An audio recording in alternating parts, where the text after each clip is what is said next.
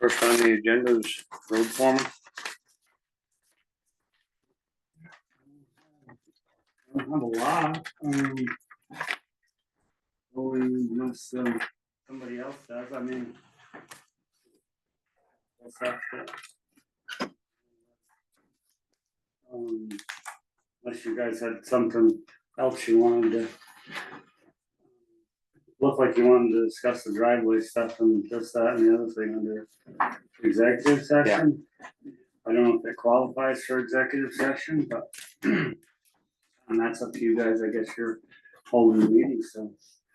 If somebody has something, I mean, we're pretty good on our sand, we're getting our sand pretty well done. I do have the road salt quote today too from Cargill. Did we get that today? I got it, not today, but maybe Friday. Yeah. Did you get a copy? I didn't see it, yet, China is over there, yeah, I'm hoping we got enough salt to get past the beginning of the year so that we can, stay. We're a little over, I mean, we're about spent our budget, so it'd be nice to, our shed's pretty well full, so I'm thinking, but you never know. Other interest, so sand's pretty good, salt, we're pretty good. Trucks are getting oiled on Thursday. Yeah, your new trailer.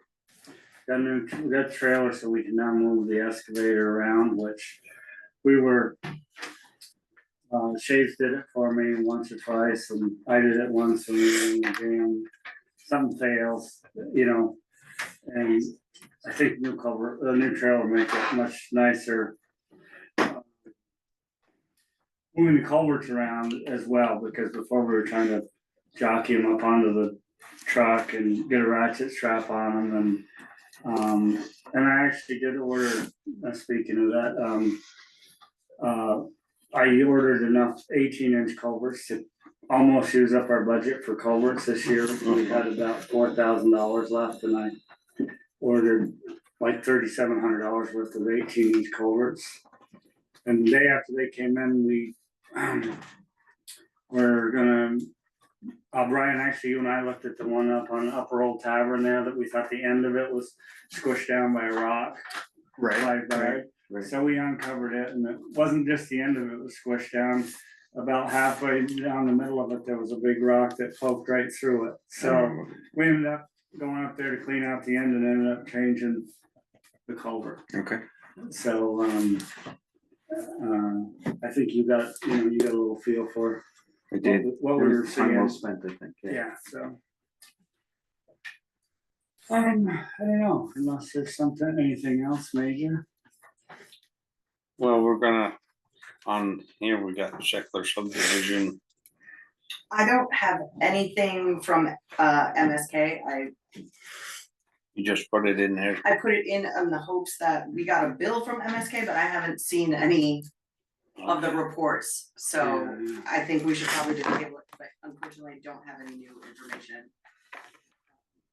I was hoping that I would have it by at least this morning, but I didn't.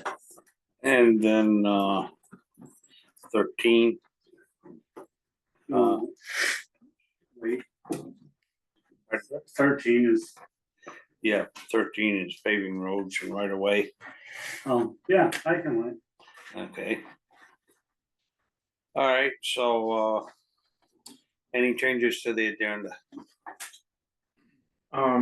Any reason we shouldn't do Markham Lane before flood hazard mitigation, just cause. Well, It's just the lester's Elizabeth still on Savino there. on the flood hazard and You spoke up once. She's here, yeah. just a suggestion. Somebody's gonna wait one way or the other. Yeah. Well, Alyssa is one person and this is. Exactly. Several. Yeah, All right, so you guys wanna move to 5 and then go back to 4. yeah, That's the consensus I'm getting, right? So we'll do number 5, Harbor Road, Markham Lane. The I do public comment? You're up. Think so. Let's get public comment. Here I am again. I missed you. Ken, I'm here to Public talk comment about the tonight? Markham. Oh, okay. yeah, okay, just a minute. Barbara, one Barbara. second, sorry, we They have to wanna do do public comment public first. comment. Oh, Sorry, just 1 minute. We skipped an item. We skipped an item. Ken's gonna go first. Please get public comment. Exits. Okay, go ahead, you got. Mr. Chairman, at the last select board meeting, there was a subject that came up involving an issue between the road crew, the utility company, or property owners, grant money, who knows what. And it's the kind of thing that I would think the road foreman should be bringing to the select board's attention, but he was told to not bring it up. And that's putting an honest employee in a really bad situation. And it's really cheesy. And don't tell anyone is a really shady way to conduct town business. So I'd like to know under what authority does less than a quorum of the select board get to make decisions for the town? And what gives a select board member the right to take things into their own hands and then try to keep it quiet? I didn't know anything about that until that night, and that is part of the 18 where discussion employee performance and personal matters, where we're going. And we're going to address the issue tonight. How do you know you're gonna have an executive session if there's been no discussion or vote? I'm sorry, I don't understand the question. How do you know there's going to be an executive session if there's been no discussion or vote? Well, we don't have to have a vote to go into, well, we have a vote to be able to go into an executive session, but no matter what, we said at the end of the last meeting that we were all individually gonna speak with Jeff. That was stated, and that's our prerogative to sit and have a conversation with Jeff and understand exactly what happened, because there was no previous understanding about anything, so Yeah, that's shady. I understand, That's my comment. thank you. Noted.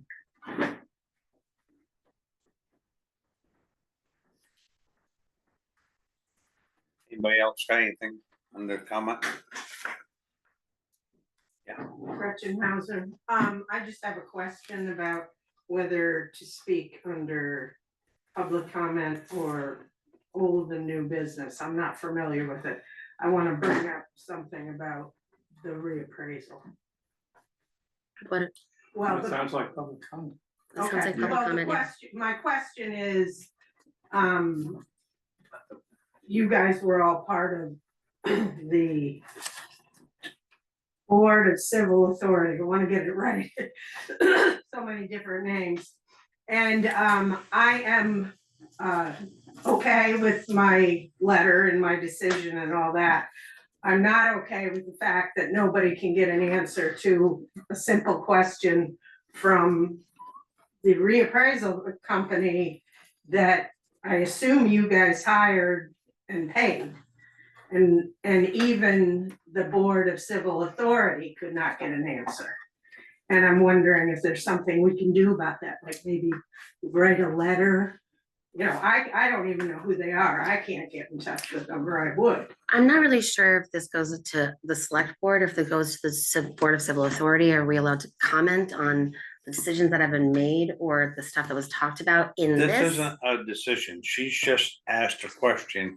She's looking for an answer. Oh, so And yeah, nobody will give her an answer. I have an answer.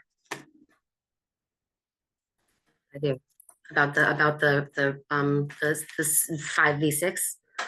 Right, well, Yeah. I watched the meeting and there was no answer. That's why I'm asking the question. Yeah, so Nobody knew then, I know, so after that, I did a little more research. okay? And there was a line drawn in between where the road is, between the lower half and the upper half of Slauson.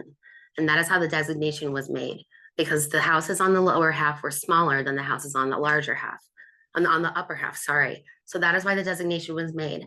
To my understanding, the designation can be applied for to be changed. But as of right now, that is what was that's what was not answered. I found this out just by chance, and that's why that was designated 5 versus 6, was because there was a smaller, there was a designation of smaller houses on the lower half of Slauson than there were on the upper half of Slauson. That was the answer that I found out, and that's what I can give to you. Katie, Sorry. that is bunk. The houses on the lower half are bigger than the ones on the upper half. Okay, I live up there. The houses on the upper side, most of them are smaller than the ones on the lower side. It's another mistake this outfit made on top of many others they made. They were not a very good outfit. So Okay, just well, to, yeah. just to get to the heart of it, how do we appeal that? How can we get it changed? 'Cause it sounds to me, Yeah, I'm just anecdotally, Well, I'm just wondering where Katie got her information. From Ryan, from the original assessor. But there's 3 houses and 2 of them are by me and the other one is down the road. So- So there is no, you couldn't have drawn a line like that. Okay, so, but the thing is that like, there was no answer, but not even any time for there to be like an appeal, and I don't really know exactly how it can be appealed, I just know that it can be. I didn't look into the details of how it can be yet. We haven't, I actually didn't know where the ex parte communication would come hand in hand, and what I was able to say or not, and now I'm addressing it because you're asking, but Right. that's what I understand that you're saying like it's not true, but that's what I was told. Yeah, that's what I was told, and I don't think it's up to for debate right now on like whether it's BS or not. I think it's what it is, and if moving forward as a community and a group of people, we can look at you and say, yes, let's look at it moving forward and just figure out how we can have it redesignated. But until then, we can't do anything about it, and that's the answer that I can give you. but if there's an appeal process, we gotta figure that out. Yeah, And I don't totally, know and I whether that agree. goes through us or through the listers. Right, and I agree. I just don't know exactly how that Yeah. works, but that's what I was Okay, given. and I'm fine with that, but Yeah. I just don't want it to die. It's not dead. And go away. Yeah, it's not because, dead. it's not right, it's just not right, and Yep. I think it shouldn't have taken that long to get an answer. Thank you. So will we go to the listers with that question? Is that what you were suggesting, Jen, that we ought to go? I think we gotta figure out who sort of has authority in this and, what the path, how the corridors work to get to where we wanna go. And I have no idea, honestly, whether this is a lister problem or a select board problem or town clerk, I have no idea. Okay. But we'll look, I think Great, that's that would be great. what we're Thank gonna you. try to do, is Thank figure it you. out. Okay, so looks like we're back to number 5 unless there's other unprobable. You're on. Wait. Okay, I don't know how much of this background, do you? No, all right, for you, a little background, okay. 10 years ago, there was a subdivision that was going through an approval process at the top of Markham Lane, as it was then. At the time, some of the residents, including me, on Markham Lane, had great concerns about the stormwater runoff and what this would happen, because they would have to extend the road and they had to clear land, of course, to build. Anyway, we were concerned and we voiced our concerns, and they did get their approval, and they also got and also an escrow account was established with the approval and has $3,200 in it as of right now. There has never been ever a problem or if I know, on Markham Lane with any kind of drainage problem or runoff. But when the subdivision went in, there was a problem. And the water would come down and I had a ditch in front of, eventually a ditch was formed in front of, right at the end of my driveway. That got to be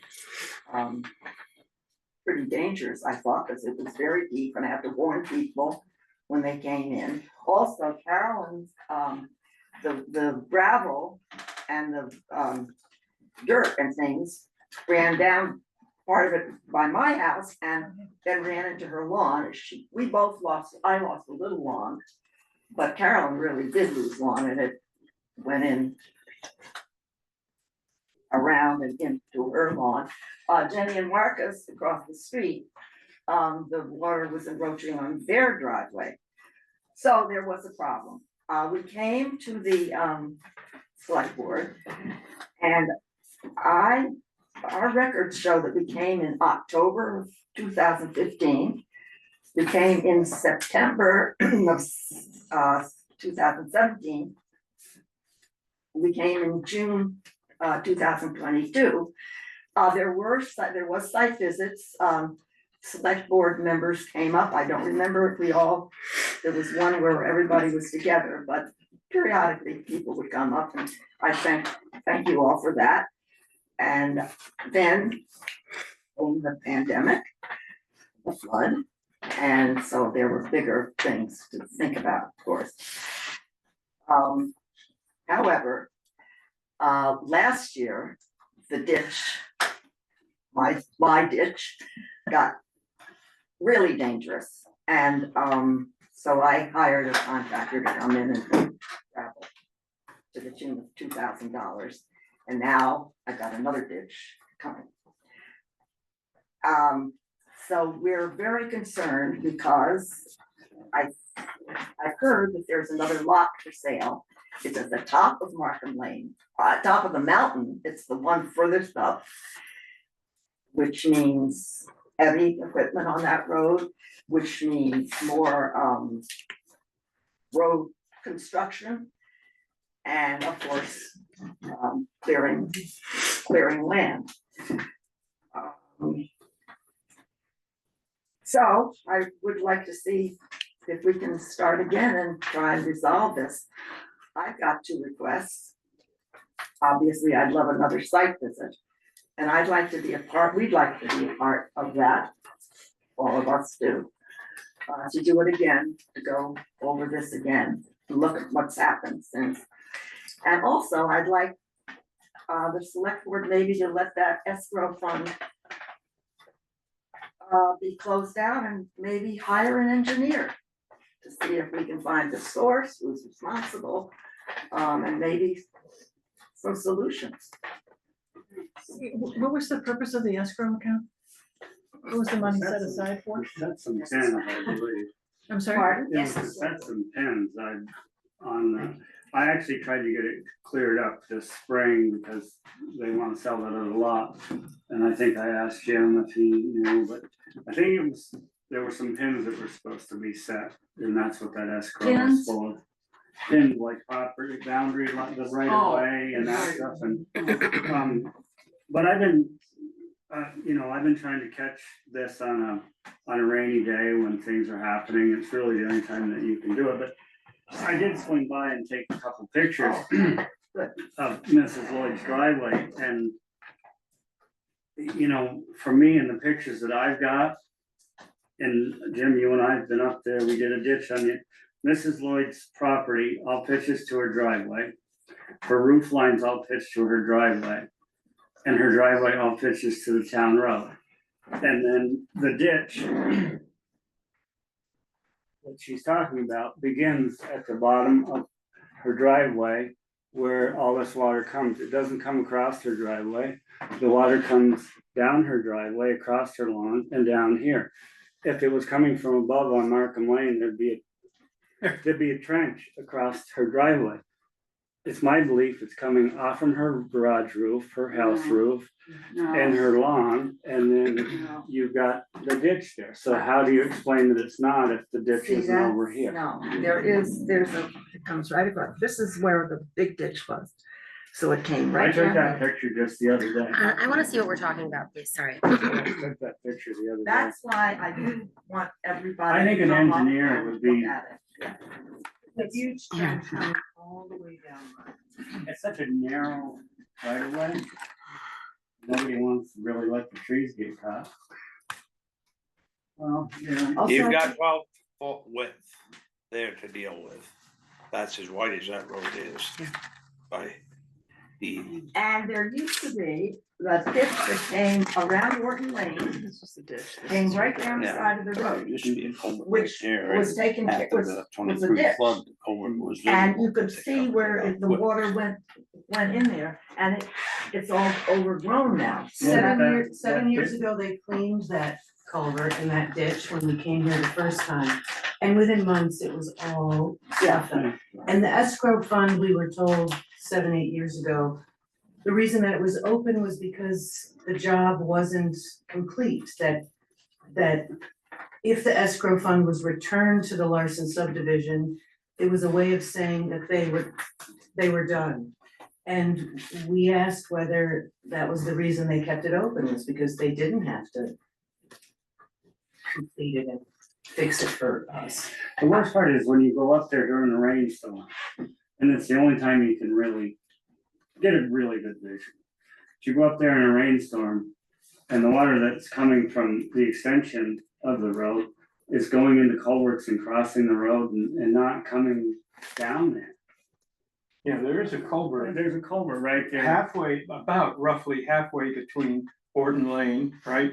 And Barbara's driveway. Yeah. There's one And there, it and takes then all there's that one, water, then there's and one above Orton. you did and you did a whole bunch of work We did a up swale. on Orton Lane on the west side, on the left side as you're going toward the end. To keep, because we were worried that water was coming down From Orton, right? Or from Orton down your big lawn up above your house. You know, and we may be wrong, but That's those why are the I'm things, here. yeah, That's why I'm here. I think you're wrong. You think I'm wrong. you're We so all not think we're alone. wrong. Okay. I think the only thing we all agree on is there is a problem. Okay, can I say something? I just wanna just, sorry. No. I just wanna, say, I think that there definitely needs to be a site visit, like how can, like, we're all new to this, there is a lot of history. But also, different, size of the roadways, the right of way, like the escrow fund, the water, seems like you spent a lot of money on putting gravel down to cover up the ditch. Jeff and the crew have been doing work and doing all these different things, and the town's paying for that. It seems like there's a lot of money being spent and issues still happening. And so I don't know if it's really necessarily like a healthy thing just to have an argument or conversation about whose fault it is right now. I think maybe we talked about hiring an engineer. I think, if this is a subdivision that had something that, I don't really know the history, but I don't know if it's necessarily a great idea for us to be having a conversation about who's right or wrong. I just think No, moving that's where- forward. That's where we ended Right. when the pandemic and flood, because, you guys, said it was coming off my roof. Down in my. I think it's important to know that we've all lived on the lane. Yeah. for over 20 years. Yeah. Barbara's lived there 45, 50 years. Mhm. Carolyn, we've been there 25 years. Mhm. So we know how narrow the road is. Yeah. And we know all that. And we all lived there happily with our garden beds and our beautiful lawns and our cut driveways with nice gravel for 20 years before the subdivision went in. Okay. That's all we're saying. So Yeah.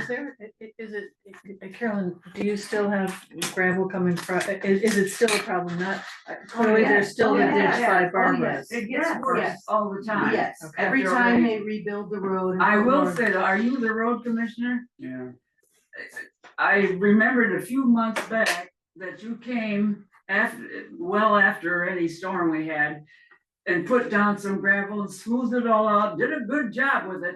But the next Yeah. rainstorm you have, it starts cutting through and it all empties up in my lawn. And I clearly see it, I'm not in disagreement with you, I see the gravel over there.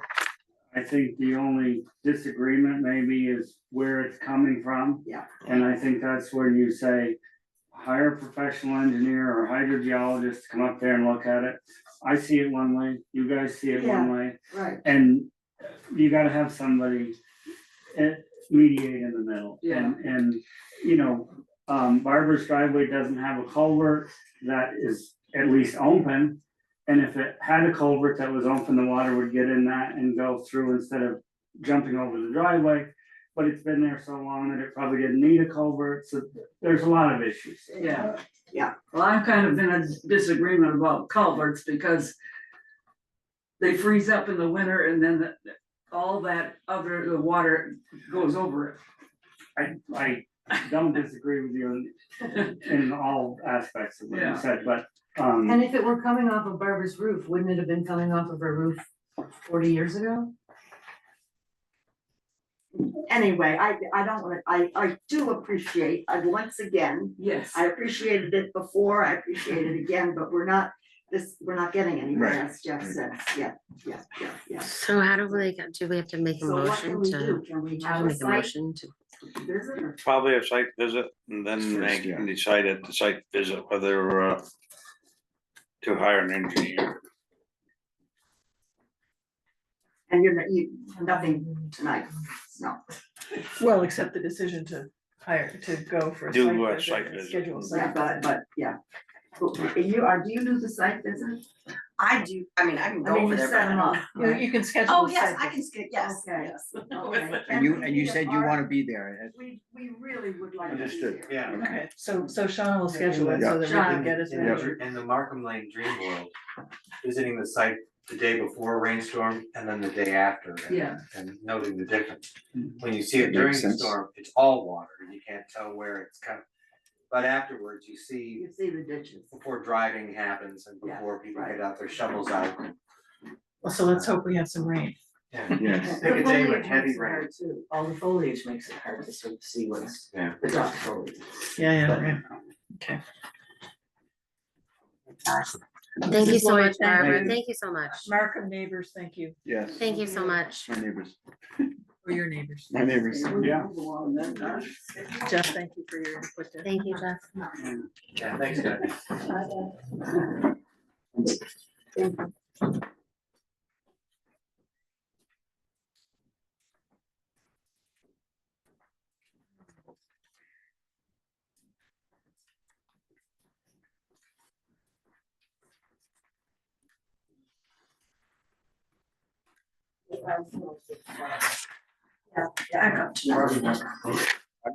Back up to number 4. Number 4, flood hazard mitigation.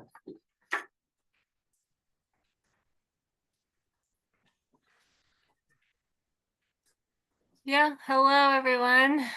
Hi, Hi, Alyssa. Yep, Alyssa here with the Wyndham Regional Commission. So I deal with the floodplain regulations, flood hazard regulations with the towns and help with updating bylaws and that kind of work. So I guess I mean I'm here at your request, so I don't know if you want to start out with questions or how you want to run this particular section. I just thought if you could give us a rundown of what is needed. I spoke with Matt a little bit and he said because we're updating the bylaws, this was easy to put in, you know, while doing that same project and make sure that we're all. Yep. Sure. Yeah. So right now there is a FEMA map update process going on. And hopefully FEMA has communicated directly with you, providing A while ago. yeah, providing draft maps and you know, opportunities to provide comment, all of that. That's handled directly by FEMA to the towns. It's not something we even are necessarily aware of at the regional planning commission level. But nevertheless, in conjunction with those new FEMA maps becoming effective, it is a good opportunity to review your bylaws and update them. Make sure that they're in compliance with the latest standards. And then also, at this point in time, the ANR has developed the river corridors. And so I am always encouraging towns to incorporate river corridors into a flood hazard bylaw update. And I would definitely encourage Weston to do that. So basically, what I'm proposing is that, in conjunction with the work that Matt's doing on the rest of the zoning, with the towns that he's working on or anybody at WRC is working on a zoning update, I always try to incorporate the update of the floodplain regulations in at that time, just to make it easier to do everything at once. I have funding to support my time to do this, through a grant through DEC. And so, yeah, I mean, it's, if you have any specific questions where we can look at the mapping, I sent some links along to, look at mapping, look at the different bylaw options that are out there. Really, it's the state has a model and then we have a model at WRC. So it doesn't matter which you would use, except that the WRC model does include river corridors as part of it. It's all kind of rolled together. ANR's model has segments. So if a town wasn't going to include river corridors, I would recommend the state model. But at this point in time, the thing is that ANR is going to, river corridors are becoming mandatory starting January 1st, 2028. And what that means is that regulation within, and I'm going to just share my screen. I'm going to send a request if I can have screen sharing just to show you what the river corridors are versus the floodplain. And so here is the village area, just as an example. And so you can see the red area here is the FEMA floodplain. The red hatching area is the FEMA floodway. And I'm going to turn off the river corridors. So this is just the floodplain. And so this area now, and then this gray area here is actually the 500-year floodplain. And then this area that comes Listen, on. where's that gray area? Oh, it's a little difficult to see. Do you see like? It's very difficult. I'm Do you not see that seeing it it. goes a kind of along there on the edge? It just extends out a little bit farther than the 100-year. It's on both I sides. see. Yeah. Yeah, it's just that It's that's only, it's not very big. yeah, it's not very like a big. quarter Over of an here, inch you can on. see it goes over. It actually encompasses like this house and The these. bottom of Markham Lane. Yeah, so some areas aren't in the 100-year, but in some structures, but they are in the 500-year, like this here too. Anyway, so then now I'm going to turn on the river corridors. So that's that cream colored area. So the regulation of the river corridors. So the river corridors there's a couple of different things within them. I want you to see the difference here. I'm going to turn off that.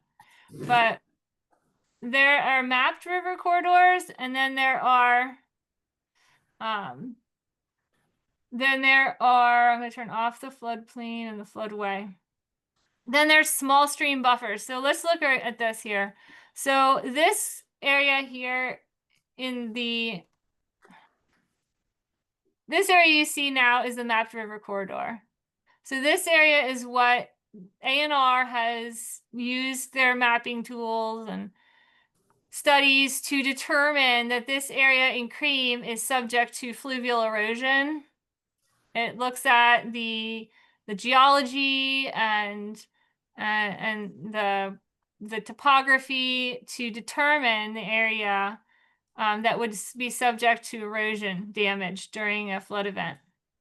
That's what the river corridor is meant to map is erosion risk. And so now the small streams is like this area here. You see this small stream area is also a fluvial erosion risk, but it is it's not a mapped area. It's just they have all of the streams with between a half a square mile and 2 square mile watershed size. They just use GIS to determine where that where that threshold is. They buffer. There's a 50-foot buffer from the top of bank on both sides of those streams, and that becomes the regulated river corridor for those streams. So they haven't been mapped to have like a line on the ground. The line on the ground would be determined by the floodplain administrator going out and figuring out where top of bank is, and then going back 50 feet and saying, okay, this is where the line is on the ground, and so this is considered river corridor and this isn't. The mandatory 2028 stuff is going to be the mapped river corridor. So whether the town chooses to regulate river corridors and small streams, buffers, prior to then is a choice, but starting in January 1st, 2028, the state, and it's still being determined how it will pan out in terms of like who does the permitting, who deals with the administrative tasks of that permitting, but whether it's going to be the state that handles that for the towns or the towns handle it, or that's still being worked out. But what we know is that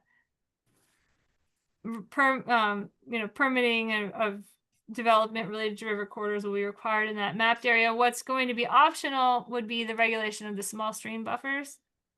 So right Alyssa, now, it's Brian, could I Yeah. interrupt for a quick question? Yeah. The river corridors that you're talking about, you're showing us here, you're on A&R, aren't you? Right now? yeah, this is the Natural Resources Atlas. Yep.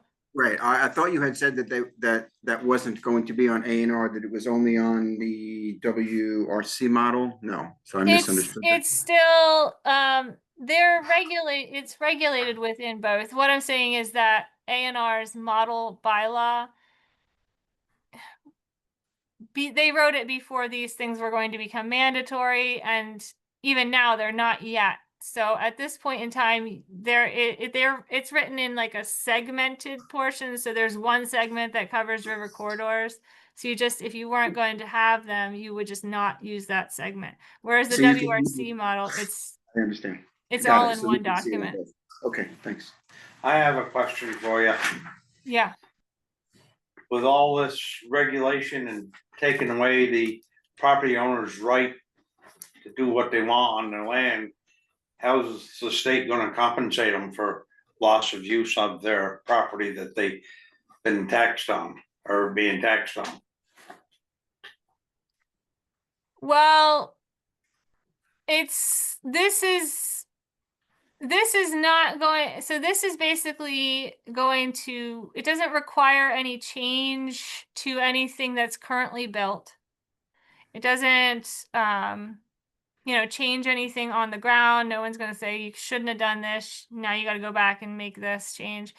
It's basically saying, like how this river corridors works on the ground would be, like say for example, this house here, how it works.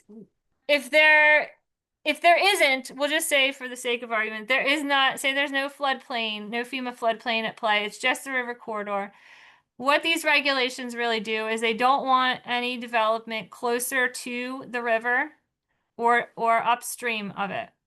So if this person wanted to put something on their home, an addition or something, or if they wanted to, anything like that, they could do it downstream and no closer. So the goal of these regulations is to create no more of a risk than exists now. They don't want to, the river corridors are the areas that are determined to be the area that the river will move within. It'll at least temporarily, access this area. It'll erode the banks. It'll, do the risk of erosion lies within this mapped area. And so they don't want any further bank armoring or things that are going to prevent the river from being able to utilize the space that it needs, because basically, like, if you came in and armored this, then anything downstream of that is going to have worse damage because it's going to be offset by not being able to do something here. It'll offset it maybe, into the road more or something like that. It needs this area, and they don't want to have it to be further protected by causing more risk to be put there. So that, it's basically like, okay, you would say if this person was seeking a permit, you would want them to be working ideally with the zoning administrator to ensure that they're, designing things with an understanding of the requirements of the bylaw, working with the zoning administrator early to understand what they can and can't do in terms of, where to put things. And then that way they wouldn't be wasting money designing something that won't pass the bylaw review. Well, excuse me, but you still haven't answered the question as to how they're going to compensate people for loss of use of their land. They're telling them they can't use their land, and it's just gonna sit there. Well, there's not going to be any compensation to the landowners, but the state is trying to prevent future damage that those landowners would have to deal with. So, this is a vulnerability that exists, and this regulation is trying to be realistic about preventing future damage for property owners that are subject to this vulnerability. So Alyssa, I think if I understand it, what you're saying about this is that as the town decides on its floodplain regulations, we could incorporate the river corridors into that at this point when we're writing those regulations or rewriting those regulations. But if we do not include the river corridors, then in 2028, we'd have to rewrite them again to include those river corridors. We don't really know. Like, if you didn't want to do it, we don't really know how it will work. Honestly, A&R they don't know either yet. They're still figuring out, like, all right, what are we going to do for, like, are they going to have standard regulations at the state level that will override local regulations? Are they going to, we don't know how the state is going to handle this because, they're because they haven't determined it exactly yet. What we know is that these things will be mandatorily regulated. We don't know what I'm encouraging towns to do, and what every town that I've worked with so far has done is to update their bylaws to include river corridors. And then down the road, we'll see what it means in terms of, if. So the river corridors will definitely be included, but the mechanism for how that's going to work is not determined yet. Is that right? The future mechanism, yes. Yep. The mechanism for how it would work now, we know, but we just don't know what 2028 will change. Debbie how- has a question for you. So, Alyssa, thank you very much. I can't see anything, so I don't really know what's up there, but I have a question, a general question. Weston currently has flood hazard regulations. They're existing in part of our regular bylaws. There's a whole chapter that just deals with flood hazard regulations. So I assume what you're telling us is that our flood hazard regulations currently are out of date. And forget the river corridor for a second, but that our regular flood hazard regulations are out of date. Is that correct? Yeah, they're not like I'm not saying that they would be deemed non-compliant if I haven't done honestly like a compliance review of them, but the state deemed them compliant the last time they were updated. I am saying that in conjunction with new FEMA mapping, it is a good idea to update your floodplain regulations. I would highly suggest doing that. Let me see, I was looking at your bylaw. When does your zoning date from? I can't remember offhand. 1970. I'm sorry, 73. Oh, well. Well, yeah, so No, I was not born yet. I did look through, I mean, oh gosh. Well, it looks like 2015 was the most recent amendment, but I don't know when your flood hazard bylaws would have been comprehensively updated. It's been quite a while. So yes, I mean, I would definitely change your bylaws if I was updating them. But we don't have to. Sorry, my understanding is that our drop dead date is January 1st, 2028. And until then. That's for the river corridors, Jim. The FEMA mapping is going on its own. The FEMA mapping has its own timetable separate from that. What's happening now really is that the RPCs have money to assist the towns with getting bylaws in place before the FEMA map update requirement. So I'm working with towns to update these bylaws, and then they'll be ready, and you won't have to scramble to get a new bylaw in place in conjunction with new FEMA mapping, because you'll already have that.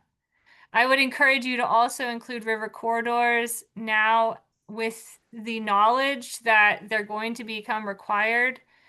If the state has some way of, saying, never mind your local regulations, here's the new requirement, then every town will be subject to that, and that would be a new thing we would figure out. But, I wouldn't worry too much about that.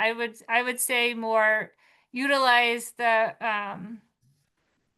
it's free for you guys to get updated floodplain regulations in place, and why not do that while you're doing the rest of your zoning, and kind of put together. Debbie has another question for you. So Alyssa, there's two aspects to what you're talking about. One is process and the other is substance.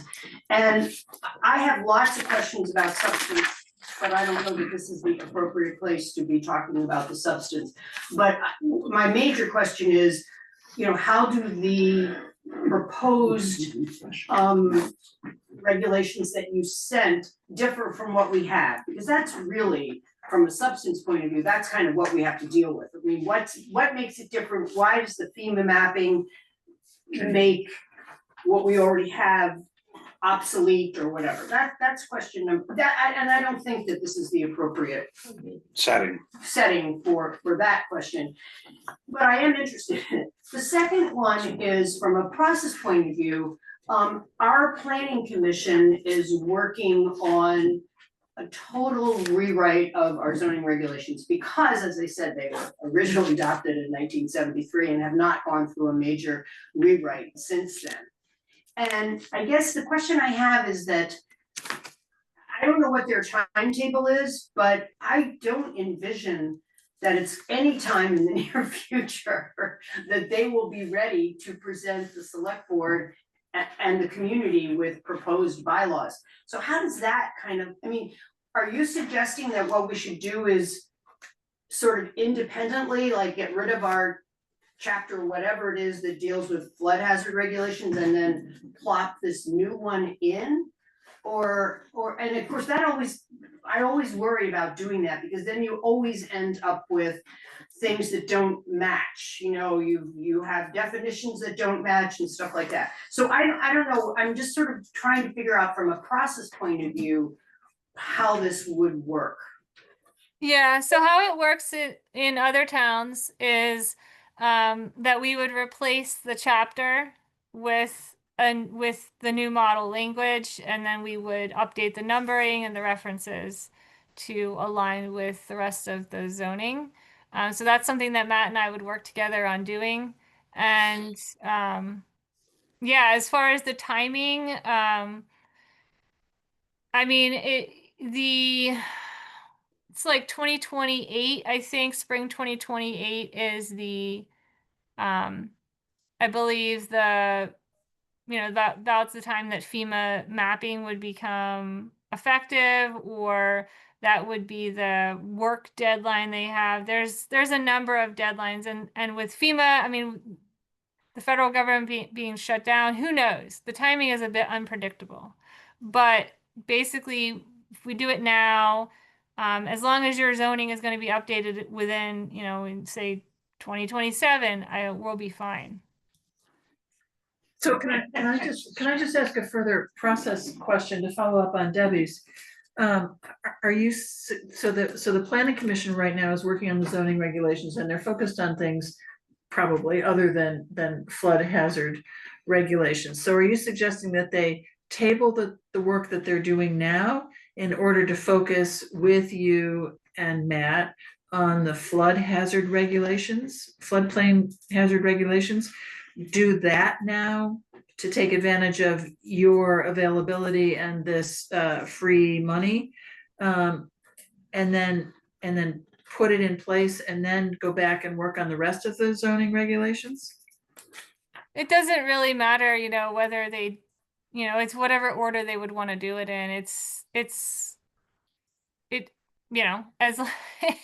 there's no right or wrong way. I mean, if they're doing, Except that there's a final deadline. But there's a final deadline, but also we have to, no matter what, we have to do the river corridors and incorporate it into the new zoning regulations that are being redone anyway, so. We don't have to do that until 2028, right? Right, but Well, it's happening right now, but they were talking about doing it right now, so like. Yeah, but the big question Yes. is, we spend all this time doing all this, then 28 hits, state says, these are the rules you're all gonna follow.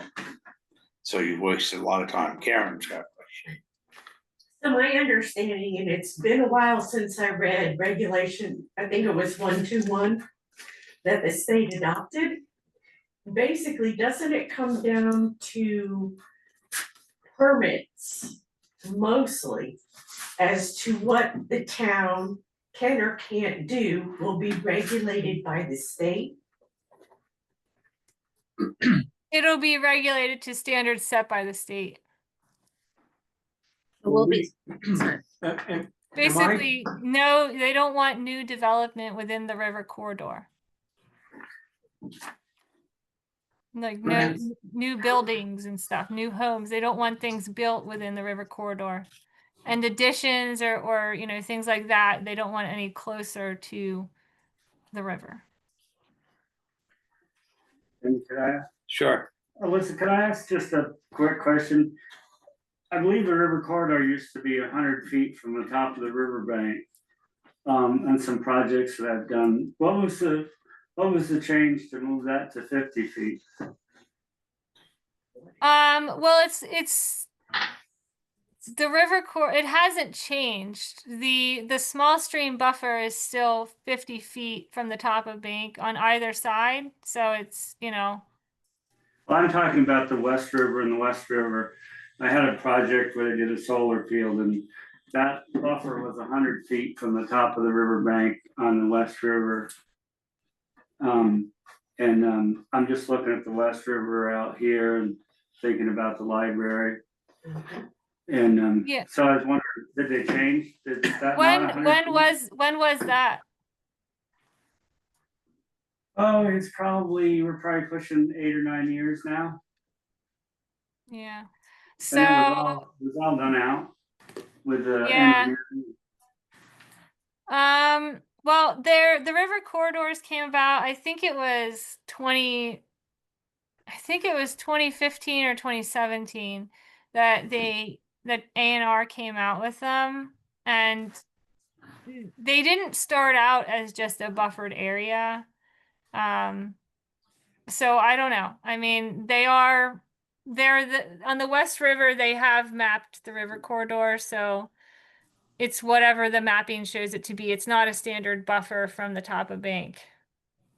In those areas, it's based on their mapping analysis. Like I said, it's whatever, it's in some areas, it could be a lot more than 100 feet. In some areas, it could be less. It just depends. But the small stream buffers are the only ones that are actually just a buffer from the top of bank. So Alyssa, I know you're here just to answer whatever questions we have, but so here's a question. Is your recommendation that we direct our planning commission, that the select board direct the planning commission to focus on revising the floodplain hazard regulations by working with you, and that we include river corridors in those regulations because we will have to do it as of 2028 anyway? Pretty much perfect, yes. That's what I would say. I will say that you got it. I must have done something right. But I will say that, yes, I want to work with your planning commission on those things. The reason, I mean, I'm here to answer your questions, but the thing that I will say is that what I found in other towns that has been a holdup in the past is that the select board hasn't supported river corridors when it comes down to actually voting. And so I do make sure at the outset that both the planning commission and the select boards agree on the plan for river corridor regulation so that we are developing a bylaw that will be adopted. And that will last past 2028. Yes, yeah, I mean, yes, again, we don't know what the state will do, and, we have towns that are regulating to, higher standards than what the state has. So the towns are still going to be responsible. We do know that the towns would still be responsible for permitting of development within the small stream buffer. So the state won't be taking that over. They will only be taking over what's in the mapped river corridor. Additionally, the towns have the FEMA mapped area to consider and permit that stuff as well. So it's a bit wishy-washy and gray, but I want you guys, to support the planning commission working with me on this update, and then I'd like you to be in alignment with the planning commission, or I want to work with the planning commission on something that you are both aligned on in terms of whether you want to include river corridors. And then the other factor, which we really didn't get into much, is called freeboard, which is an elevation requirement within the FEMA floodplain about where you have the lowest floor elevated up to. So what I would recommend in Weston would be a 3-foot freeboard. And that's just 30. based. Did you say 30? 3. Oh, 3. Okay, thank you. Typically, it's 2 feet freeboard, but in looking at the FEMA data as well as the LiDAR elevation data, I would recommend 3 feet, as well as considering what was in the Weston flood study done by D&K. I think that it would be a smart thing for Weston to do, and that would mean that development that would be doing a substantial improvement, which is more than 50% of the value of the structure, or any new structure in the floodplain would have to have the lowest floor elevated up to 3 feet above the base flood elevation, which is determined within the FEMA floodplain. So it's not to do with the river corridor. Here we're talking about flood levels rising. In the river corridor, we're talking about erosion damage. Within the floodway, you're also dealing with moving floodwaters, but the floodway is also a FEMA area. So there's kind of these multiple different areas of flood hazard that are all mapped, and there's different requirements within each one. And you could be in areas where you have, a lot of areas that are more than one. You're in the floodplain plus the river corridor.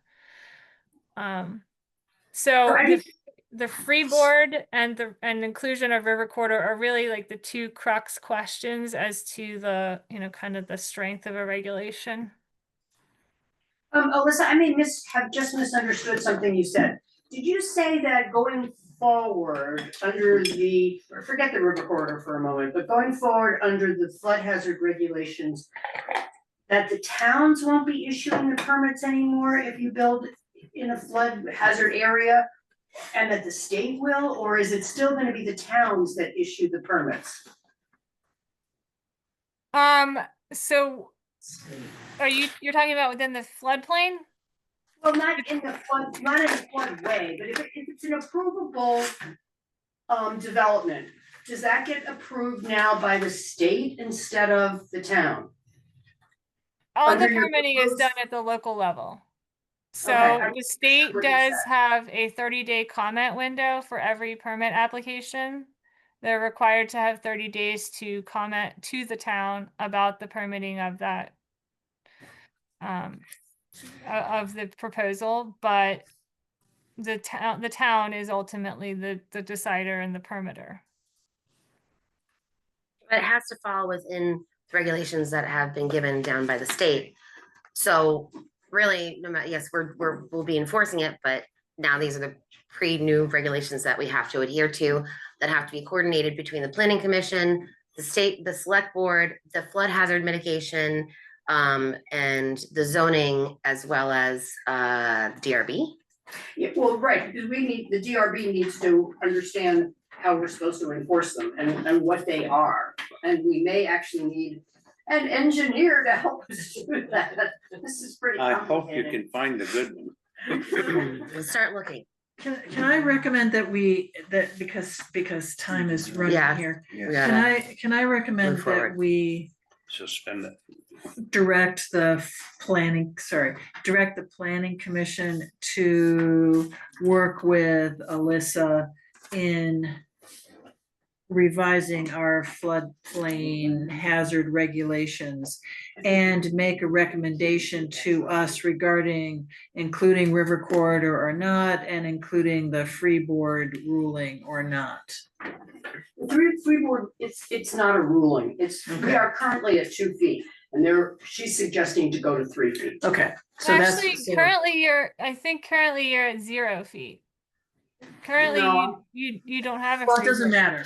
Either way. That we're going to Right. 3 feet. So we're So looking for a that the recommendation. planning commission would recommend to us regarding river corridor and freeboard stating at 3 feet.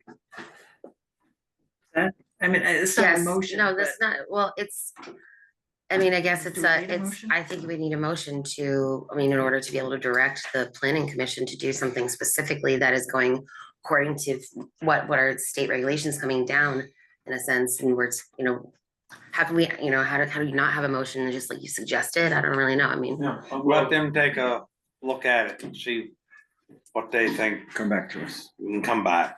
Yeah, I don't think we need, I actually don't think we need a motion. We're just But gonna- it would be a combination of, they just got a grant to redo our zoning bylaws.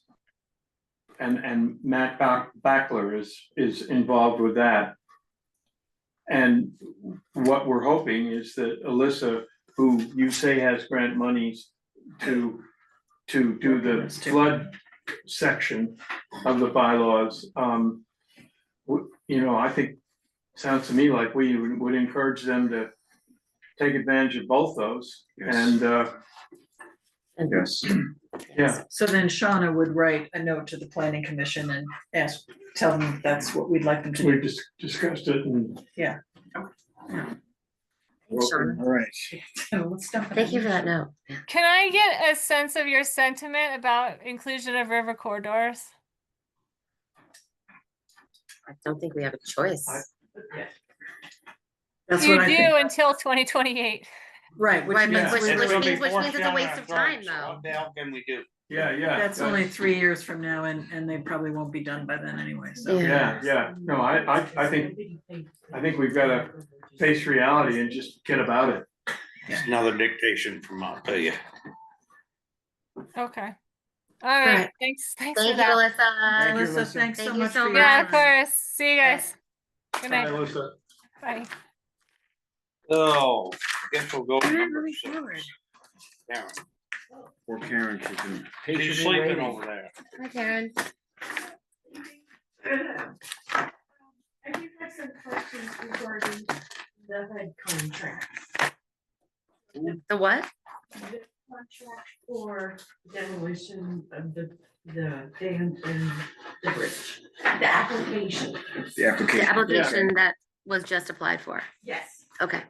So, my first thought is why there isn't a full page 400, I know it's 450 pages.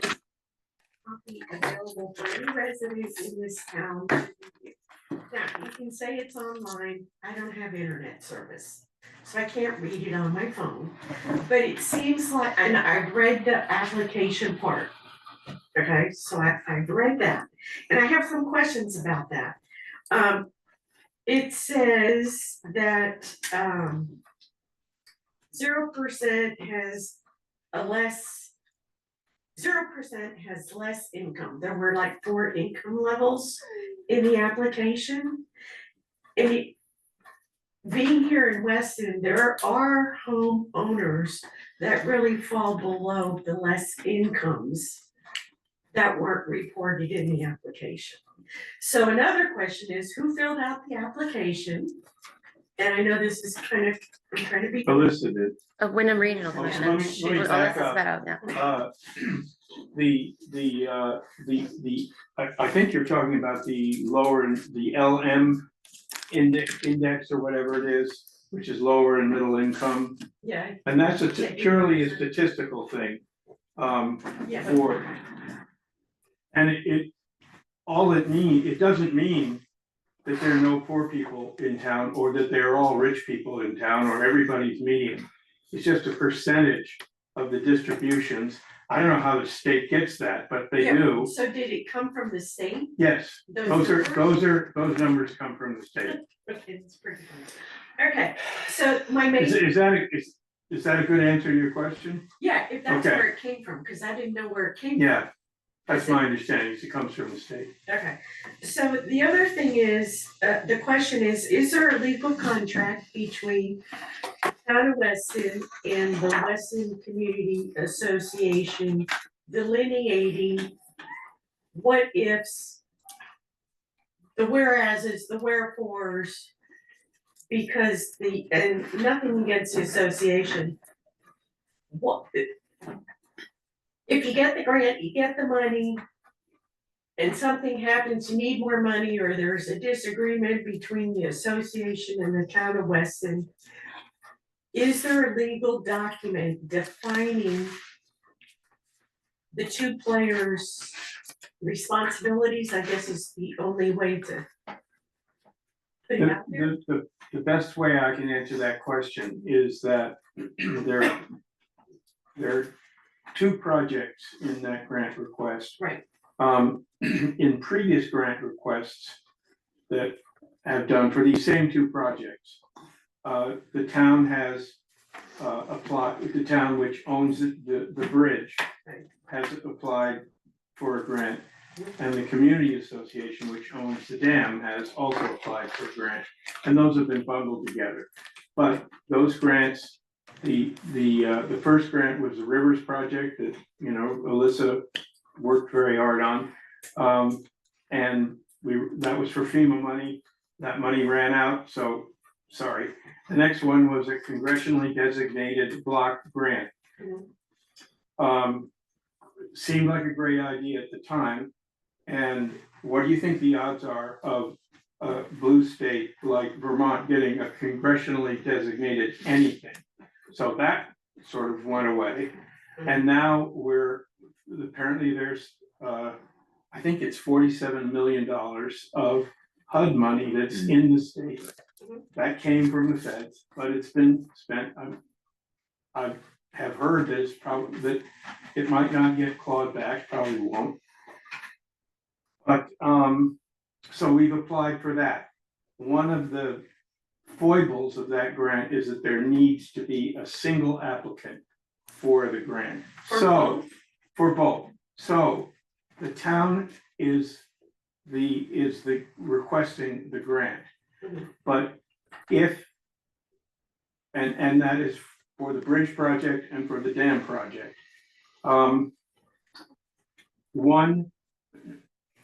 Here are the three possibilities, four possibilities. We don't get the grant. We get a grant for the bridge, but not the dam. We get money for the dam, but not the bridge. We get money for both. If we get money in two of those options for the dam, the town will just give that money to the community association, and they will, you know, they will spend it on their dam. And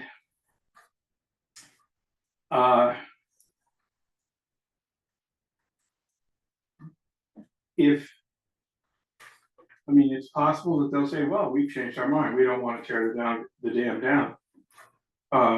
Okay, but I'm just trying to outline the possibilities. A quick Yeah, side note to that is, but the town doesn't own the dam. the community association does, that's right. So the town gives the community association the money to remove the dam, and they are responsible for removing the dam. Town doesn't own it, community association. They make does that own it. decision. But And I, if it's more expensive than Then- the money, then the community association is responsible for it. Yes, You're okay.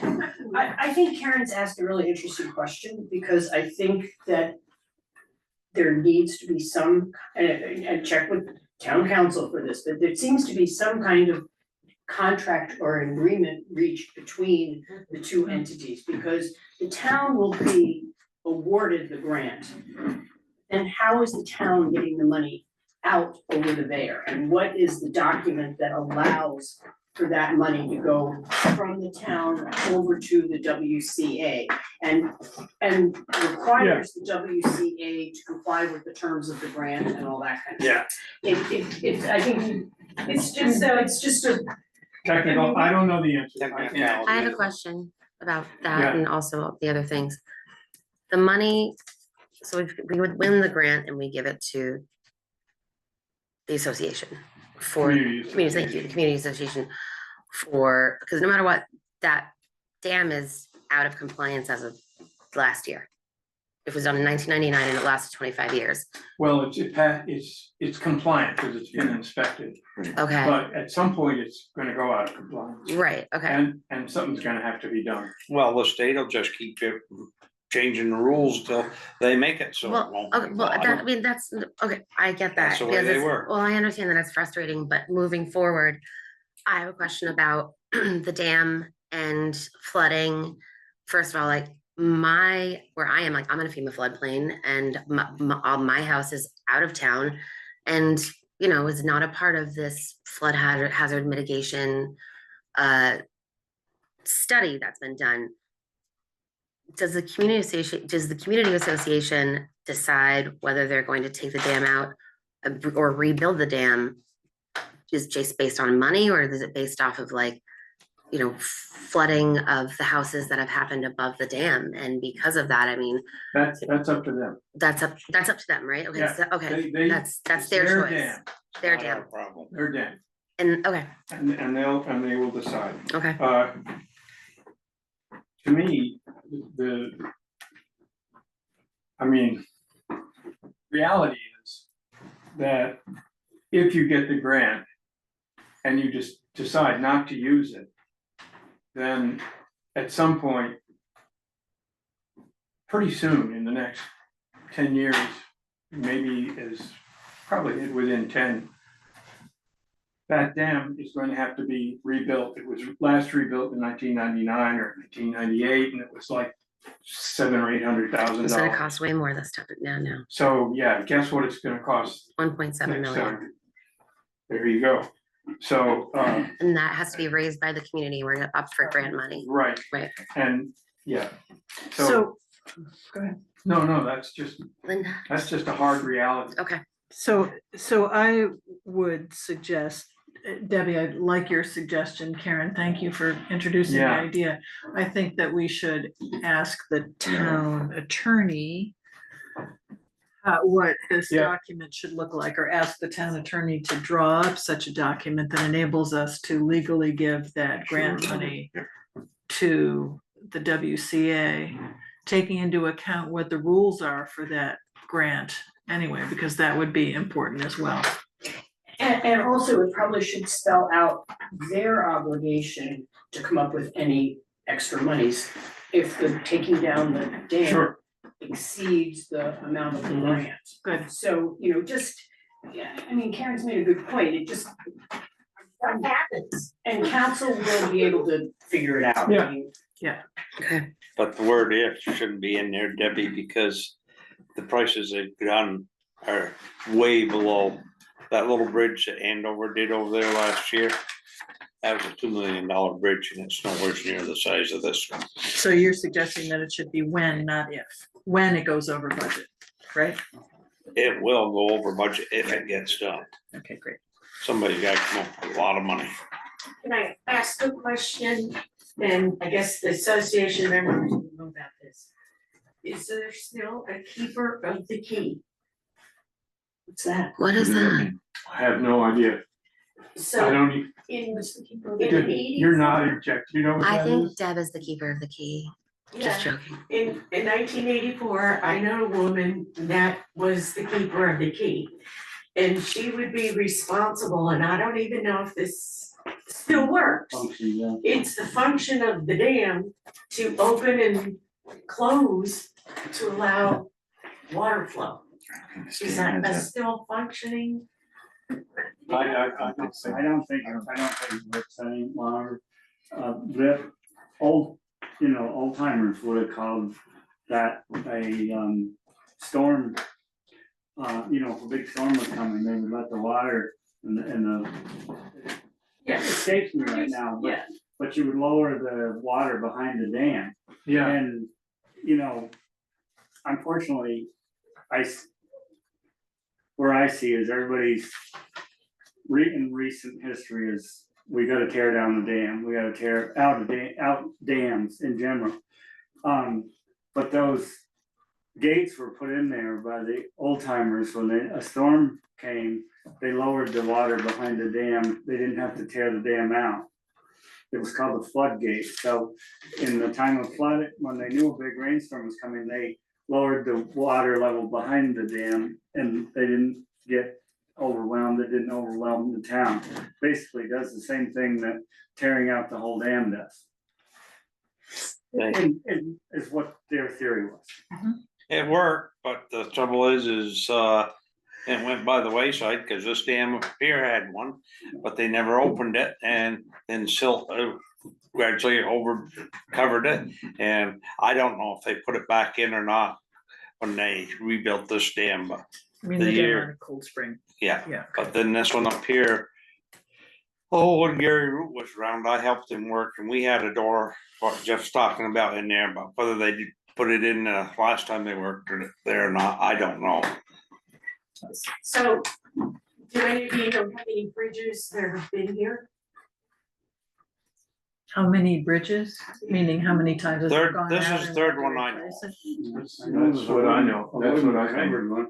The first one was a covered bridge and it was washed out in 27. 1927. Yeah. And I haven't found a picture of it, but if you haven't There is a seen, picture of it, believe it or not, where, kicking around. kicking around, Yeah, it might be in the book, it might be in the book of the flood of 27. well, I looked in, There's- Howie, do you know Howie Brousseau? He's head of the historical. well, I've Society. been talking Yeah, to yeah, somebody there, okay. so far they haven't found it, Yeah. but if you haven't seen, so there's been a covered bridge, which would Yeah, be wonderful. There's been an iron bridge and 2 concrete bridges. That's a picture of the iron bridge. Pony Bridge. Pony Right. Bridge. Pony Trust Bridge, yeah. that's what Okay. they call Oh, there was one there at one point. And, I've seen that, yeah. I've seen it. That's the one I wanna say, yeah, so that was. So, Karen, do you have, are you telling us that because we don't want to put a new bridge in, or why are you Oh, telling us no. that there have been like 3? it's like, in the design of the bridge, it raised funds to make it a covered bridge. Oh. Good luck with that. I mean, it would be something that people would come to the You're gonna town be and see, midnight, and there's not Yeah. a lot. Yeah, we're gonna have to move stuff along. Okay, yeah, Yeah, we we gotta got go. Either We have- just come back a different time. Hang on just a second, Jeff. Have we discussed this one enough Yeah, for tonight? yes. Okay, Yeah, Jeff Karen. would like to, he's gotta get up in the morning, so can we go to 18, take care of all that stuff and then go back through? I mean, it's getting 10 minutes now. Wait, Sure, we can come back a different night if you'd rather do that. I No, thought we it's were, okay. Here. Pardon? You wanna do it tonight or come back a different night? And what are specifically so we're during talking executive about? session, She's talking about 18 executive session. executive, you wanna go to executive And session? now? presumably also Yeah, 13, presumably 13 and 18? But I thought we were meeting with the lawyer. Sorry, let me show you. If you can read it from my like 18 us Yeah, so and 13 is And paving roads. 13. Yeah, so we're still up there. Oh, we currently are? No, we're actually at, No, number- we're we're- actually at, 7. That's why I was saying, We're only if I'm at at number 18 7. or 19, if we're I'm, only at 7. yeah, we can either do it a different night or. Let's do it a different night. Let's do it a different night. Want to take a different night and Sure, that's, schedule that? Yeah. Or no? We'll do it. Let's try and do it the first meeting in November and keep the agenda short. Or we could do it. Or you wanna do it on The an odd, 28th. on an odd week and just have that be? Is there a sooner date or no? I'm not gonna be here. Oh, okay. Oh, I just know if you're at 7 and I'm at 18, we're gonna be 10:30, 11 o'clock. Absolutely. So, So I think you suggesting moving it to the 11th, Yeah, November yeah. 11th. Yeah. I will leave, I mean. Don, why don't No. you text me and, or I email, won't be here on the 11th. or we do it right? Could we do Doesn't a- matter. We could do a special meeting. So what are we that's what I was I was gonna, Thank you. yeah. Yeah. Bye, thank Thanks, you. bye. Nice, have a great night. It's not a bad idea, Jim. Yeah. Special meeting? Special meeting. Yeah, okay with Yep. Denny? Yeah, if I'm around, rest of this month's pretty much shot for me. Right, so Yeah, you're out for the rest of the week, right? And next week, And next week? and who knows what the weather. I say out, I mean. Yeah, Okay, so does that mean we're gonna go to paving roads and It's up to you right guys. Well, I gotta figure away? this out first. That'd be great. What's the next, yeah, We just need to come up with a date or not. oh, okay. So the week of the 3rd? Do it right now and you can go on, or we do it later on, and I'm just saying, like, if we're gonna go through them all, I don't we wanna. could do it, why wouldn't we do it the 3rd? November 3rd. Or the 4th? Does that work for The 4th? everybody? You're talking about the 4th, Tuesday? That's election day. Oh, yeah, Oh, the third. Could do the third.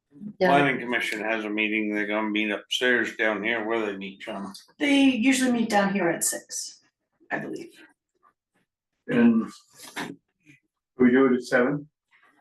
Will they be done? Will they? I don't, there, We can meet Sorry, upstairs. future? We can- Yeah, yeah, we'll we figure can out, you saw that river corridor thing, are they gonna be done by 7? No. They say. No, So, Very good point. Good point. Well, we'll do it upstairs. So that's true. We can Monday, go upstairs. November 3rd at 7 o'clock. Does that sound good for everybody? We just- Or 6 I better? might not be there. You're I'm not, tied up that night. you're not gonna be there, and it probably will snow by then. how about the fifth? This 5th or 6th, I'm available. Yeah, I can do it the 5th or the 6th. I don't know, when they get it figured out. Okay, Send me something. okay. See you, Jeff. Thank you. Got it. That's what happens when there's two food bodies for too many places. Oh, yeah, Okay, I can do it the fifth or the it sixth. was only if we needed to. Are we all good? What's the date that we're being thrown out? now? November Sorry. 5th. Sorry, November 7:30 5th? Upstairs. yes, Wednesday, November 5th? got it. That's it. Are you good? Yeah. Where, 5 o'clock, or what time, sorry? Here, 7:30. 7:30? 7:30. 7:30, not Oh, 7. you wanna do it 7? Earlier the Seven. better for Earlier me. the 7 better. PM. Okay, Yeah, let's do 7 perfect. PM on the 5th. Okay, and so this is for numbers 13 and 18. So I guess you're gonna have to look how you're gonna warn that one.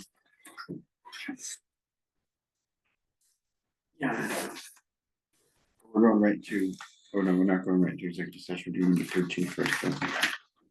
Better just call it the order, and go directly. Session. Right.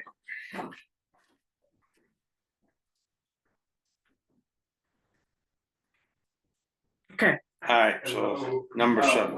We postponed it, everything's fine, but, enjoy the rest of your night. I'm serious. just Maryland. Okay. Yeah. Okay. Minutes of the last meeting. I just have a correction that in the spelling of my name and as to What who's happens absent. to you? I'm sorry, yes, I see it now. Yeah, that, I've never seen that spelling. of my name. Yeah, well, I'm There have really been good at many what I do. choices, so I'm not No. Sometimes I just reread it so much that I Sorry, get Richard. like blind. I can and say it. Got it. I could have hit just add and, Yeah, everything looks All right. good there. but I will fix that. Thank you. It's great. Motion to accept, we'll sign it when she gets correct spelling in. I move that we accept these minutes with the corrected, with the Second. correction. Further discussion?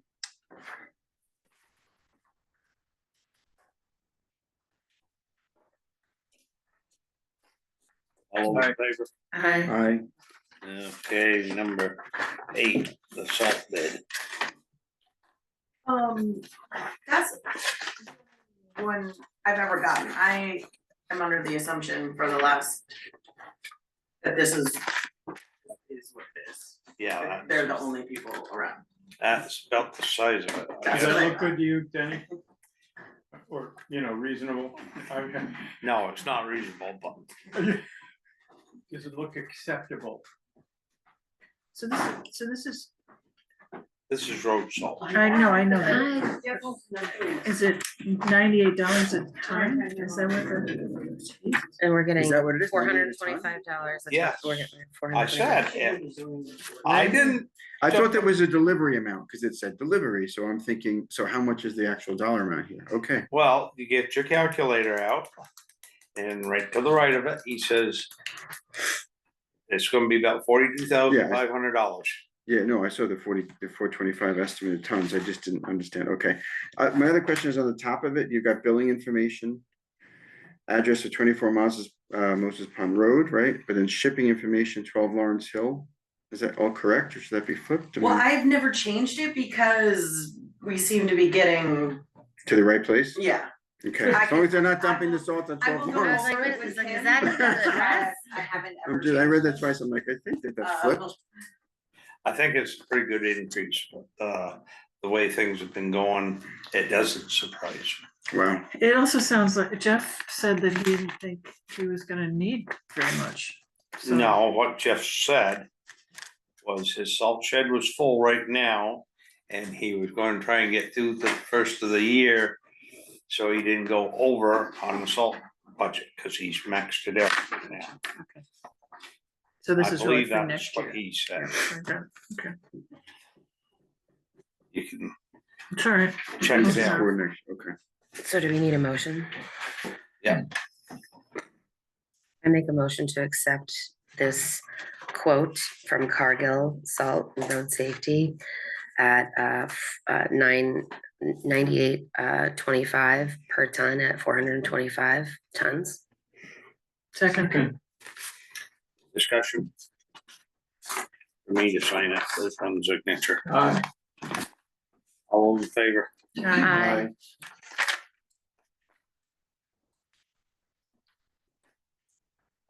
We're passing on 9, is that it? Or- Yeah, I have not, as I said, I thought that hopefully I would have some information about the subdivision from MSK, but I just haven't received it yet, and Will hadn't got anything when I spoke with him this morning. That was real hope for me.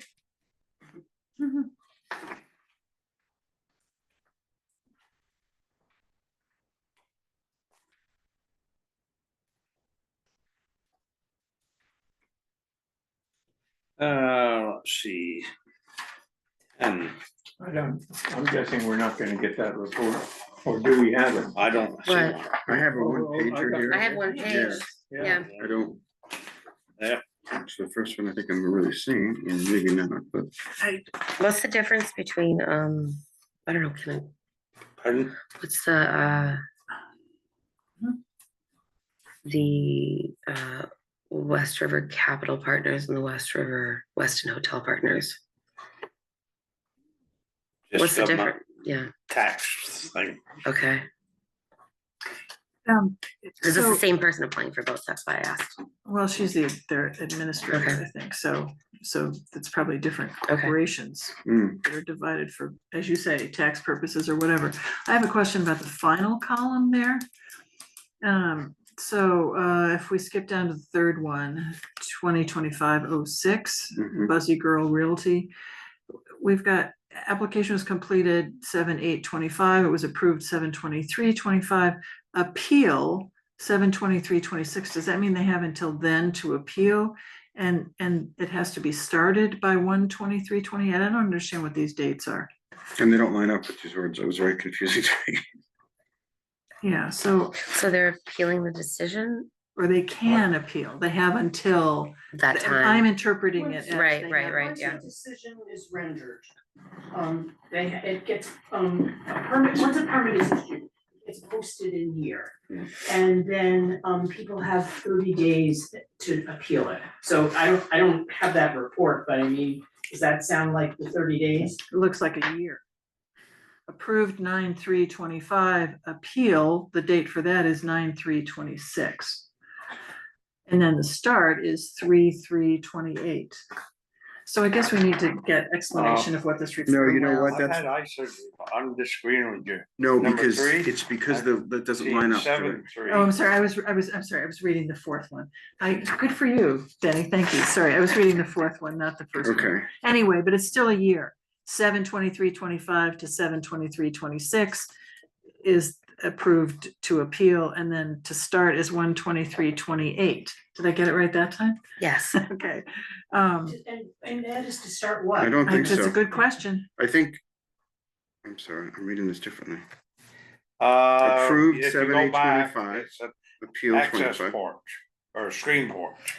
But Go the- to the middle column, there's 5 columns, middle column says screen porch. Yeah, so, Well, she asked what it was, didn't you, Debbie?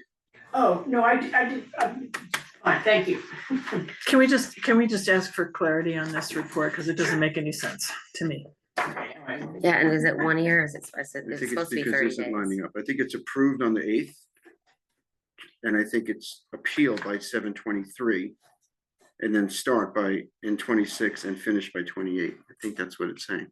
Okay, Yeah, I think. You're right, it these doesn't line columns up. don't line That's up, the problem. but you make them line up. But Then it would sometimes make you don't sense. have enough columns to make it work out. I see what you're saying, but still, can we just get, Yeah, we need Yeah. clarity. it needs to be correct, it's not. Again, Good night. Thank you, Deb. Thanks, Deb. Okay. All right. This is all, right? Yeah.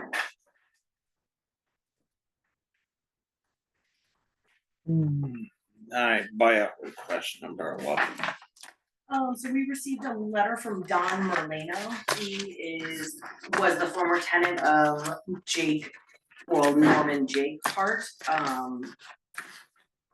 And he is asking for reimbursement for roughly 70 gallons of propane.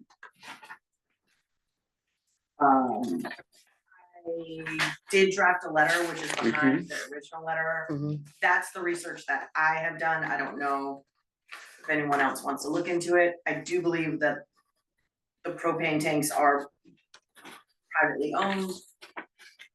I don't even know what provider he's used or was using. I thought your letter was really well done. Yeah, I like your Yes, I letter. agree. The letter was I thought great. The letter was terrific, and I Yeah. wanted to know what the date of it was, but it's just a draft, you whoops. haven't sent it yet. I haven't sent it, no. Yeah, okay, great, I'd go with that, I think it's looks great good to letter. me. So you're Thank fine you. with me Yeah. dating it? and Yeah. sending Yeah, it? That absolutely. is all I need to know. The only question I had, and this is sort of maybe too technical, but the town will allow reasonable access to the property.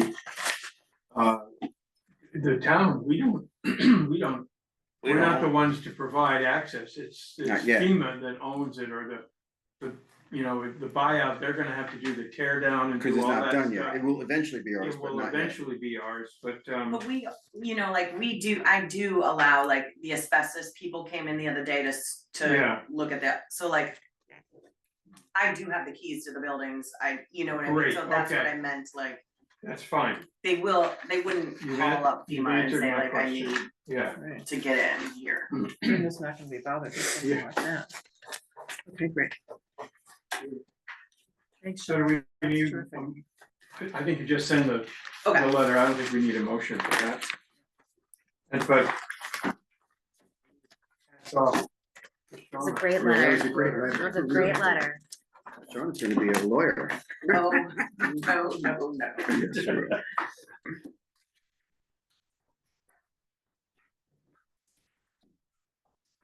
We're Okay, not so doing now we have 13. Now we have the fuel oil bids. Yep.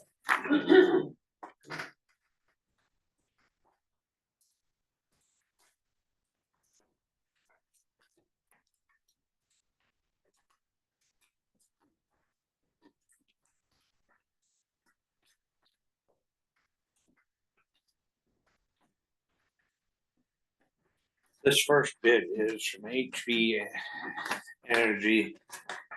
Fuel options 5,600 gallons.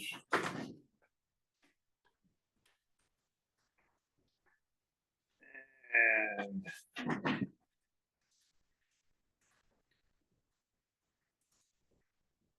the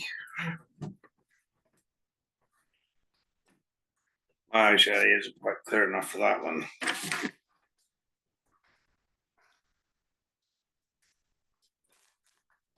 Looks like guaranteed pre-buy is $2.69 a gallon, $2.69.9.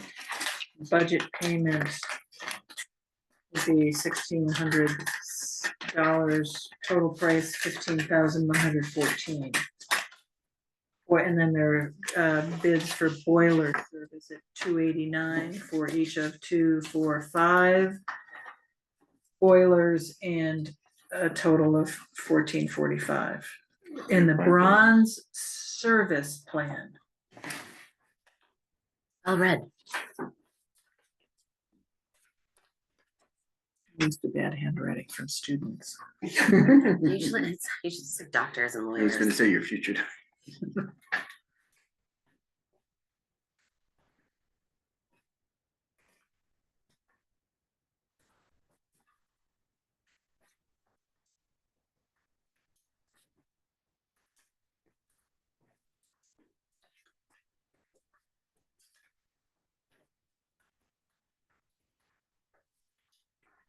That's the only one we've got? No, No, we we've got got a three. couple more. Okay.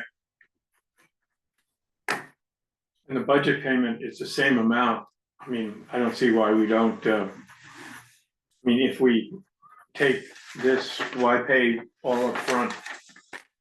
I would put it to Kim that might make more sense to pay it monthly. But, you know, that has a cost.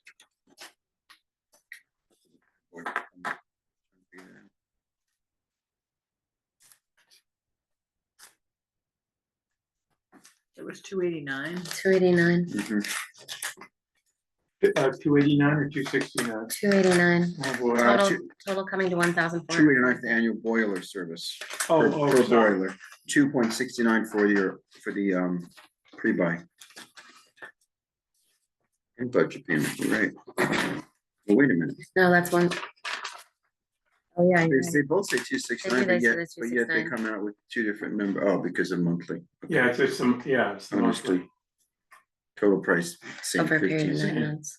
Got it. It's clear as mud. Thanks. Who do we use now, HD? Marcel. Okay.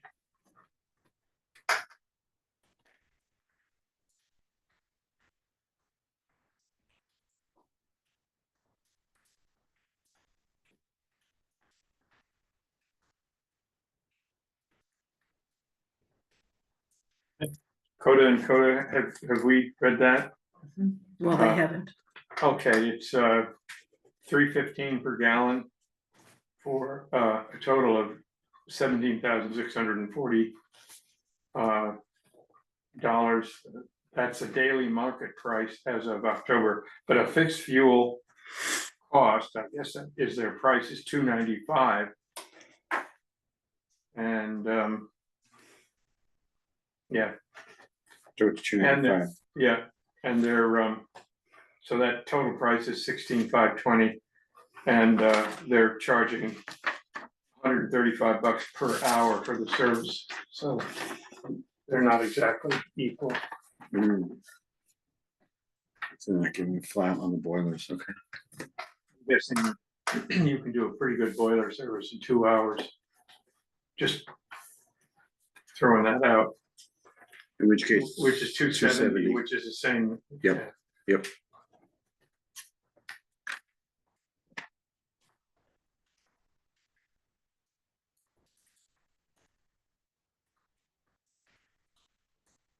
And this is Marcel.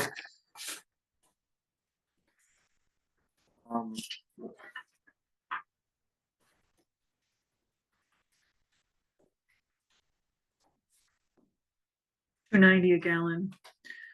Cash price capped at $3.25 a gallon if the price goes up, presumably. And the boiler service is $200 each for a total of $800 because they don't think the new furnace needs servicing in the town hall. But they also said if needed on the. Great, good, yep. On Yeah, on the other others. ones. On the others, yes, thank you.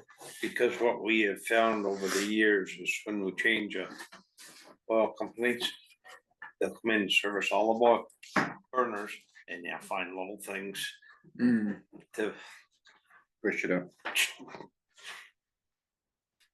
Well, they don't want to be responsible for somebody else's servicing earlier. Yeah. It's just a way of. No, I understand that, but that's what they would say. So we use Marcel now. Yeah.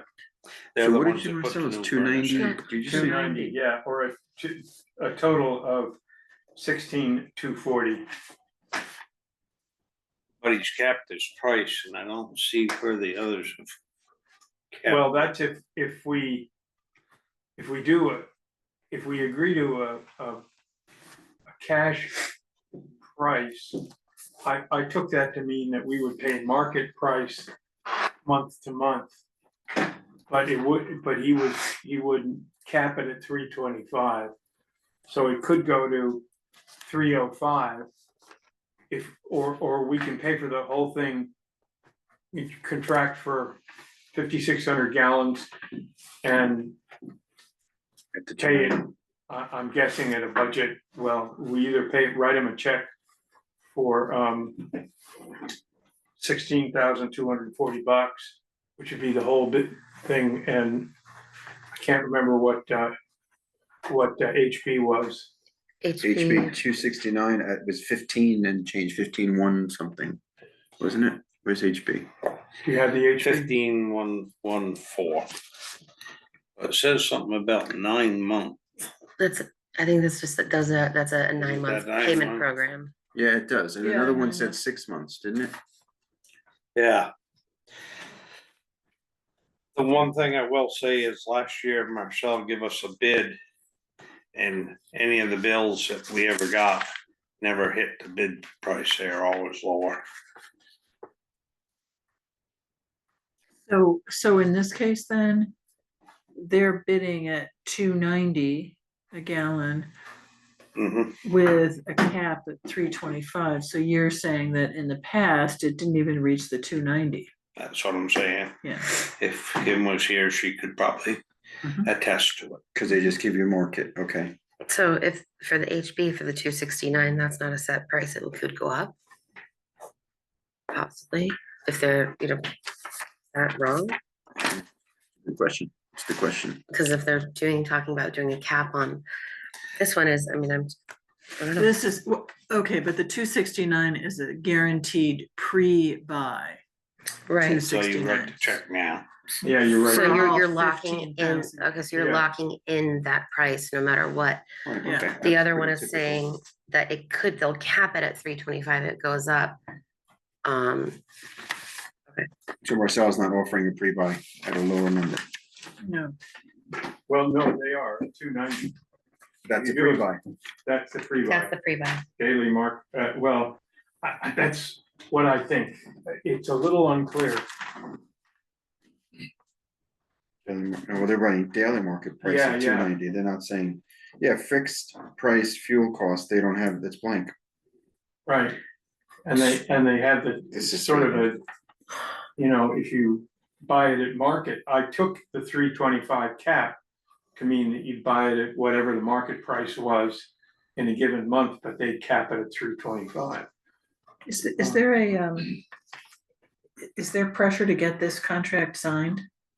Because what I was thinking is, we have these questions about what their Go back bids to them. actually Can we ask mean, them and what they maybe mean? we should have Shauna call I them don't- and clarify. We do pay month to month for Marcel, is what Kim, I just sent her a text. Okay.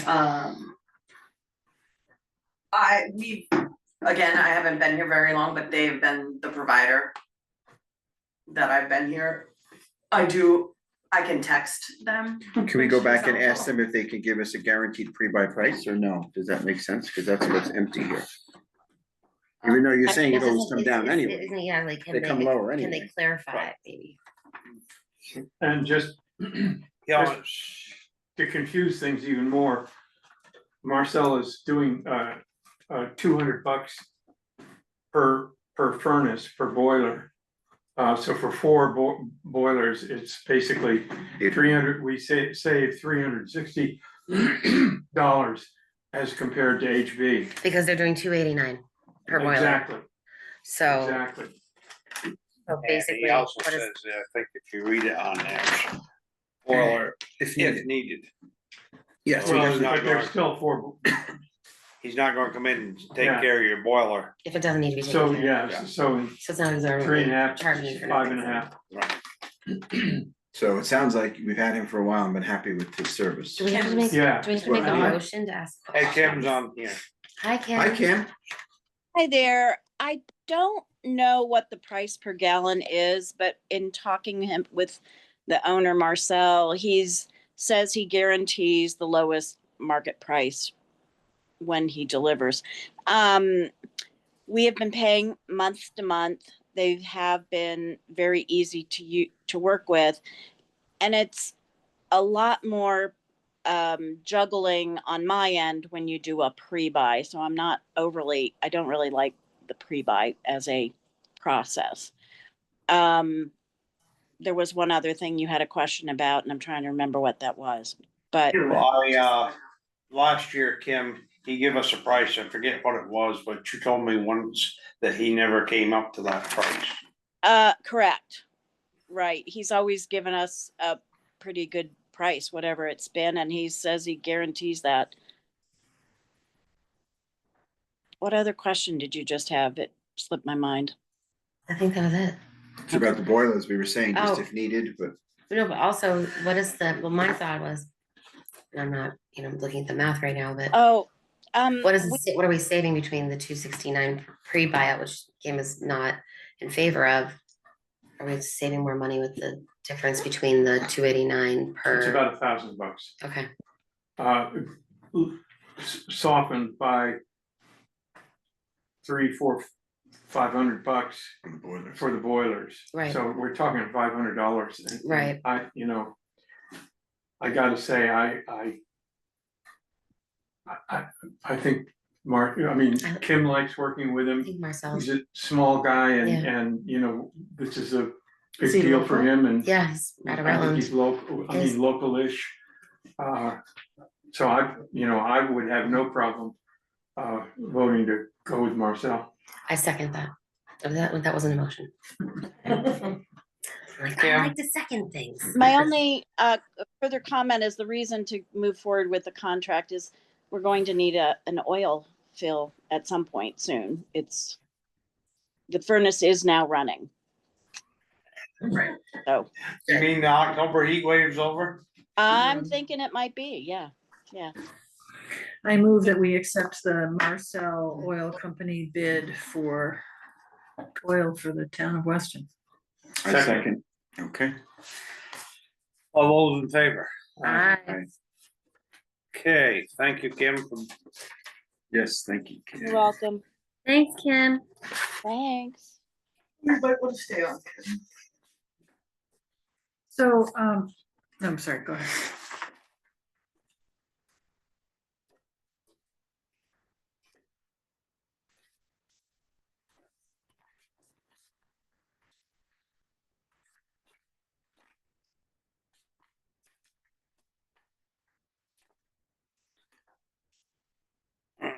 So.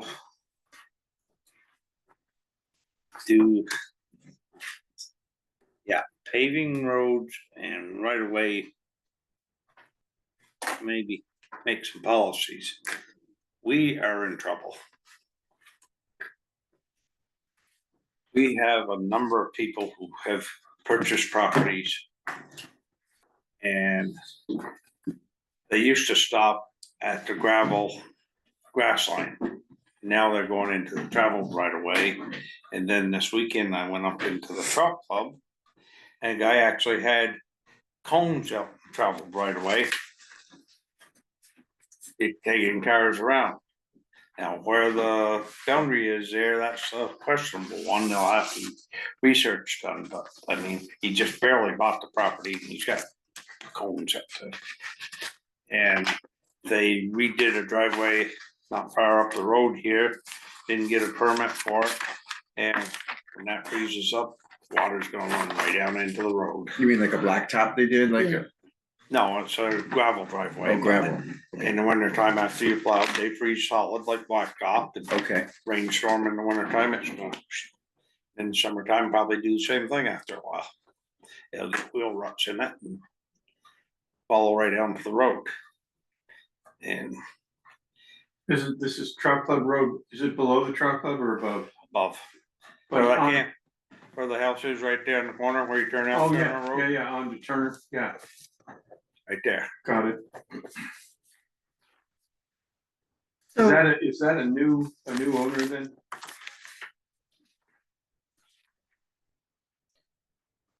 so were we going to, table this to get Jeff's input on this too? That's my first question. My second question is, we have these, driveway paving and right of way, these two documents that came in the packet. Driveway paving and right of way rules, and then policy and procedure for addressing non-compliance with right of way access policy. Are these drafts or is this what exists now? Those are,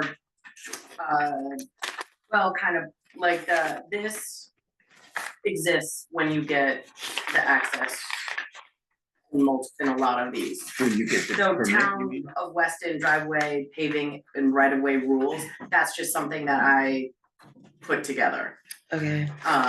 in general. I'm sorry, I'm not sure what that means, just something you put together. She Just so draft, you could look at it quickly.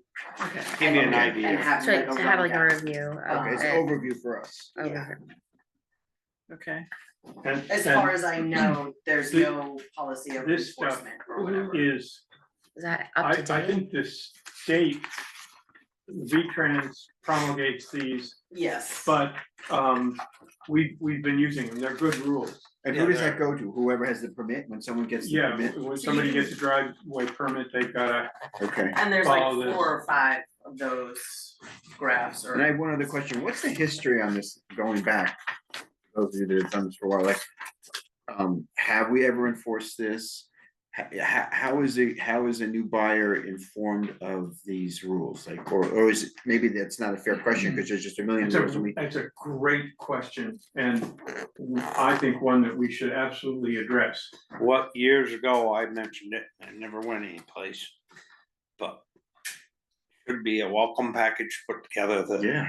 covers everything, like the zoning, driveways, this and that, and the town clerk will be pretty much notified of every real estate transaction, and when the lawyer comes in, do the title search, say, this is our handout for the new buyer. Make sure they get it, cause there's rules and regulations in there. And so are there a lot of them? I mean, it seems like there might be a lot of them. I mean, is that gonna be a packet of Regulation, you mean? Yeah. 50 pages or something, or is it? Well, it all depends what you wanna make it. I mean, Okay. like you've heard me say before, I think these damn driveway permits should be recorded in the deed. So if all the steps are not followed through, Brian, I think. Didn't back we me agree up. that that penalty thing that we went through? you know? Yeah. Yeah. Yeah, trying to remember. So That- that that's, if they're not followed through and Jim Linville goes sell his place There's a and lien on it. there's a lien for the- restriction on it that has to be cleaned up before the sale can go through. Yeah, Right, Isn't right. that the way them things work? Well, I really love your idea of this packet. I mean, and no, to Linda's point, Yeah. we can't include everything.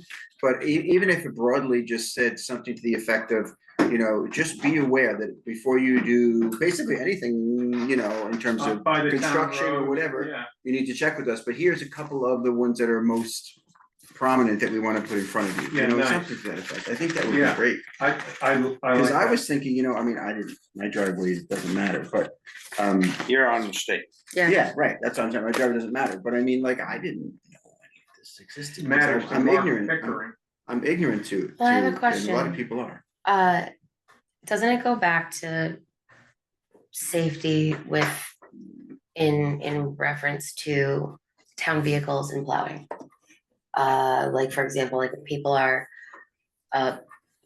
paving with blacktop on, and it's going into a town road that is dirt, Right. and it gets washed away, and then the blacktop is out there, and then the plows are coming through, and it messes up the plow, right? Am I wrong? No, I mean, isn't it Well, like, that's one of the things. is that, it's just like. The other thing is more often than not, a driveway that comes, that is above the grade of the town road. Yeah. If you just bring it right down to the town road, particularly if it's paved, all the water washes off and it washes into the town road. Right. So that is why these sketches here show that the driveways all have to Has to go come below down. the town road grade. And then they've gotta have a culvert under the driveway. And that culvert, even though it's in the town right of way, has to be installed by the homeowner or the property owner and maintained by the property owner. Well, I gotta say, well, the culvert's, stopped up and that's your fault. I'm sorry, no, it isn't, but a lot of people feel that way. And Absolutely. and that's why I think, Brian, your idea of, how we reach out to create awareness, and I think maybe we ought to mention it at town meeting. I was thinking that too, I was thinking, I don't know if we're Give a gonna little we speech. might get rocks thrown at us, but. But No, But also, I mean, I might get rocks owners, but at the same time, like, is it just because it wasn't dealt with before? right, yeah. I mean, I don't know if the rocks should be thrown. really, Yeah. in my opinion. Well, whether, You know what I whether or mean, not- like maybe whether or not tissues, they but, should you be know, thrown or are thrown. right? Yeah. Kim has something. I can. Hi, it's me again. So I had a project that's kind of stalled on my desk that would be related to this in the form of a welcome letter. And it almost needs to be written for year-round residents or not, non-residential. But I would welcome an opportunity maybe to sit with Shauna and we could pull it in to be more of a townwide thing. Because one of the things that I do see is that zoning is maybe perceived as optional until somebody sees something happening on a new owner's property and brings it to the zoning attention. And it needs to encompass things like election and where the transfer station is, and that we have zoning and dog regulations and access permits are required. So I'd be happy to pull that out of the to-do pile and maybe make it more of a welcome letter, but here's some of the key things you really need to know. That'd be If that great. would be okay. Well, we could do the welcome letter, but carry it one step further and place it in the town report for the people that are already here. Yep. So, you know, a lot of new homeowners wouldn't get that welcome letter, so if we put a Right. page in the That would be It's a good idea. A good subject for the select board report for the town report. Oh, yeah. Just Yeah, I'm stick just that in there. throwing out I mean, ideas. I know that everybody reads that. I mean, everybody gets their town report and immediately goes to the select board report. No, they go to the bottom line of how much money we spend. But then it could be mentioned Well- at town meeting, please Oh, take a look at absolutely, this. yeah. Please take a look at this. And I'll carry this one step further. This will cost you some money. But the state of Vermont did this and they were very quiet about it. I don't know how it was set up, but they sent a vehicle. I don't know if it went up one side and down the other, but they photographed their highways all through the state, and it showed all the accesses. So that when somebody claimed, oh, I've had an access there, they go back to the film and, well, this is a picture of it, there's no access. And that happened with the bridge up here. She claimed she had 2 accesses, and the state went back and pulled the film out and says, there's never been another access here. There was before she built it and they took their pictures, but she ended up with just one up there. Well, I think there needs to be like. Something Moving, like that. moving forward, there Yeah. needs to be like Yeah. a line, like, like a before and after, a realm comparison. Oh, well, you know, we've got Google Maps now, Yeah, but those get updated. yeah, they did, that's Yeah. right, so I don't know, and I don't know that But that's timing. what the state did, because they went around Yeah, and, yeah. you know, it's cost and they're very quiet about it, but it gives them a leg to stand on. Mhm. So it seems like, okay, so we've talked about how we're gonna let owners know. New owners get the welcome letter. Old owners are gonna read about it in the town report and it'll be mentioned in town meeting. We also have the question of whether we have a policy that's written, and this is sort of the draft that Shauna has given us. We have to decide what, I guess, maybe decide or accept this as policy. And then we also have to figure out how to deal with violations, which are many in town. Yeah, because you're, happening every day. you're gonna end up with he said, she said, the landowner will say, well, that was the contractor's responsibility, and whoever signs the permit should be the one held liable. If there is a permit, but what if there's no What if there's permit? no permit?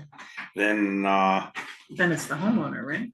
I would say, But then that goes hand in hand with us fining them and then putting a lien on it, correct? somehow you gotta get that lien put in the deed.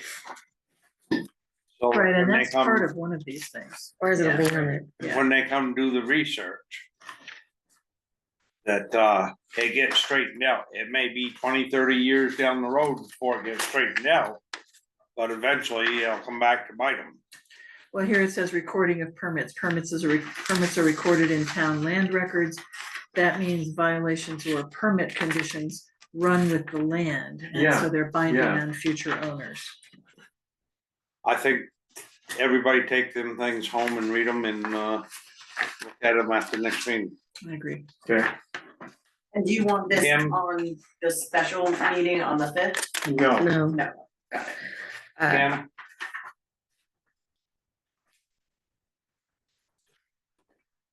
We can't hear you. She's not listening to us. We can't hear you. Muted me. So when homeowners get a wastewater permit, they are instructed to bring it in and have it recorded in our land records. And we could essentially do the same with the formal approval letter for the access permit. We just haven't done anything more than put them in the permit folders, I believe. So good for thought. Because there's 4 steps, I believe, in the application, and very rarely is the 4th step ever completed. To close out. Yeah. So, everybody read them, make your little notes, and see what you wanna do with them. And before somebody falls asleep over there, I guess we gotta get going for taxes. Actually, I'm pretty good, I had a cup of coffee. We don't have a coffee pot in here, so. Alright, going for taxes. Have you got any comments you wanna make on it, or? I mostly have questions, I'm just wondering, we started with the delinquent tax policy. Then we went to, the second draft was a tax policy, which was gonna be a combination of both. And now we're back to a delinquent tax policy. Tax This collection. was- Tax collection. Collection This policy. was the last one that I received, I thought, from Kim. She had reworded it, and I can double check. Which is the last one, the delinquent tax? I mean, We I just don't, got- doesn't matter to me, I Because was I put just them all knowing together, so now. you wanted to do Yeah, a okay, I combination added other ones in, so policy. now I'm kind of confused. This is me. Now we're back to, fine, I'm just curious. I just Hi. think that this should be a delinquent tax It's collection simpler. policy. I agree with you. Definitely Because simpler. a tax policy is. No, This is no, an just overview, tax no, collection. this is tax collection. Do you Absolutely. agree with that, Kim? I didn't bring it with me. I thought we meant to have a tax collection policy in which we would have current taxes and then delinquent taxes. And I'm sorry if I didn't present it that way. It's however you think is best the clarity would be best. So you think, so, wait, you, This is basically a delinquent. yeah, it's only just- but are Yeah. you saying that you wanted to do a whole tax policy, then like a No. substandard, a sub part of it that was a collection, or? No, the tax collection policy is easy, you get a bill and you pay it before Right. the due date. Right. So I don't think we need to, so really, the whole issue is delinquent taxes, I think. Yeah, I think Kim was saying something different. Were you, Kim? Well, that was the direction I had been given at the last meeting, was that it should say current taxes and delinquent taxes, and they were two very different things.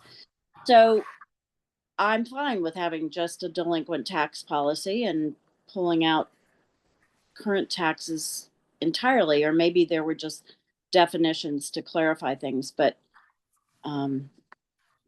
anyway, that was based on the direction I thought I'd been given the last time, that's all. And that's what I remember too, Kim, because I have the second draft was September 9th, I think was that meeting, it was handed out at that meeting, but it was too much to deal with, so they tabled it. And that was the one where you did the combination, and I remember talking to you about it and saying that's what they wanted. Does it get too muddled to have one? Tax policy. This is delinquent tax policy. Right. But Kim was saying. It's simpler, well, no, this is the one you got the last time, it's a tax policy. Right, but this one we have in our packages now, Right, it's a and this delinquent is the tax third policy, one, yeah. yes, which was And- also the first one. And I like this, but I've got some changes that I think I would recommend to this before we sign it. And I just had a question as well. Oh, but it was on the agreement, not on the policy, so. The agreement that came with. The letter of agreement, yeah, Yes, right. sorry, so. That's right. No, no, It's all fine with me, I'm not gonna, So, I was just curious. yeah, so here are the. Well, if we like this in general, I thought that we ought to include in definitions the due date and define it, which is, you know, the due date is the date voted on in town meeting each year that taxes are due on. Okay. That's under, And then delinquent, that's under 2 definitions. okay, it's all, but I'm just saying that is under number 3. Stick with me. Okay. Then on billing and due dates, I say annual tax bills are issued by the town treasurer. Yes, they are. Payments must be received by 5 p.m. on the due date. Okay, gotcha. Oh, Okay, leave out I that first understand. sentence. So, yeah, because we've already defined due date. And then penalties and interest. That first bullet point is interest and penalty are applied. It should be are. Well, actually, Or should it be is? it should be interest of 1%, and there needs to be a space. Space. Yes, yes, for sure. And penalty of 8%, and that second word, that second penalty should be not in there, so interest of 1% and penalty of 8%. Yeah, Is applied to any unpaid balance. The day is or paid. are. You know the answer to that question. Interest and penalty are applied. You're right. Thank Okay. you. Are applied to any unpaid balance the day after the due date. Not the voted upon, it's the due date. Yep. Okay. Which has been defined. Then we're fine repayment plans. Taxpayers who are unable to pay their delinquent taxes in full may request from the collector reasonable repayment plan, and collector has been defined up in. And I think you should say in writing. I'm sorry, yes, in writing. I apologize, where are you looking? I'm From on the second number 5 page. repayment plan. Okay. Okay. So we're putting in from the collector. Yeah, first bullet In point, writing. so just to go over that sentence again, taxpayers who are unable to pay their delinquent taxes in full may request from the collector in writing a reasonable repayment plan, Yes. okay? And then we're good.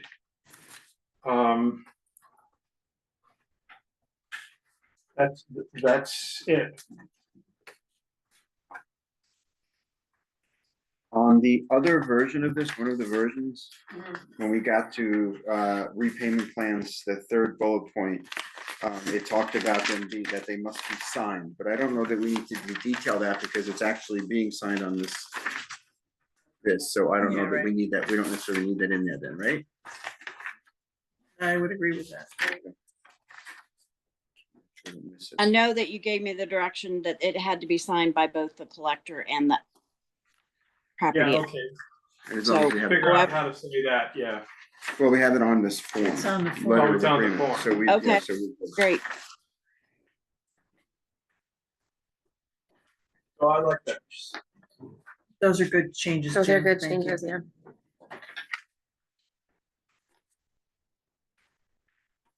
And can we look at the letter of agreement? You had some questions about that, Gretchen. The only question I had is, I kind of compared this one to, the one that came from the handbook. In here is, and it's just, I'm not, I don't have an opinion, but I just wanted to bring it up. The agreement is void if any Where are new you? taxes. Where are you? Sorry.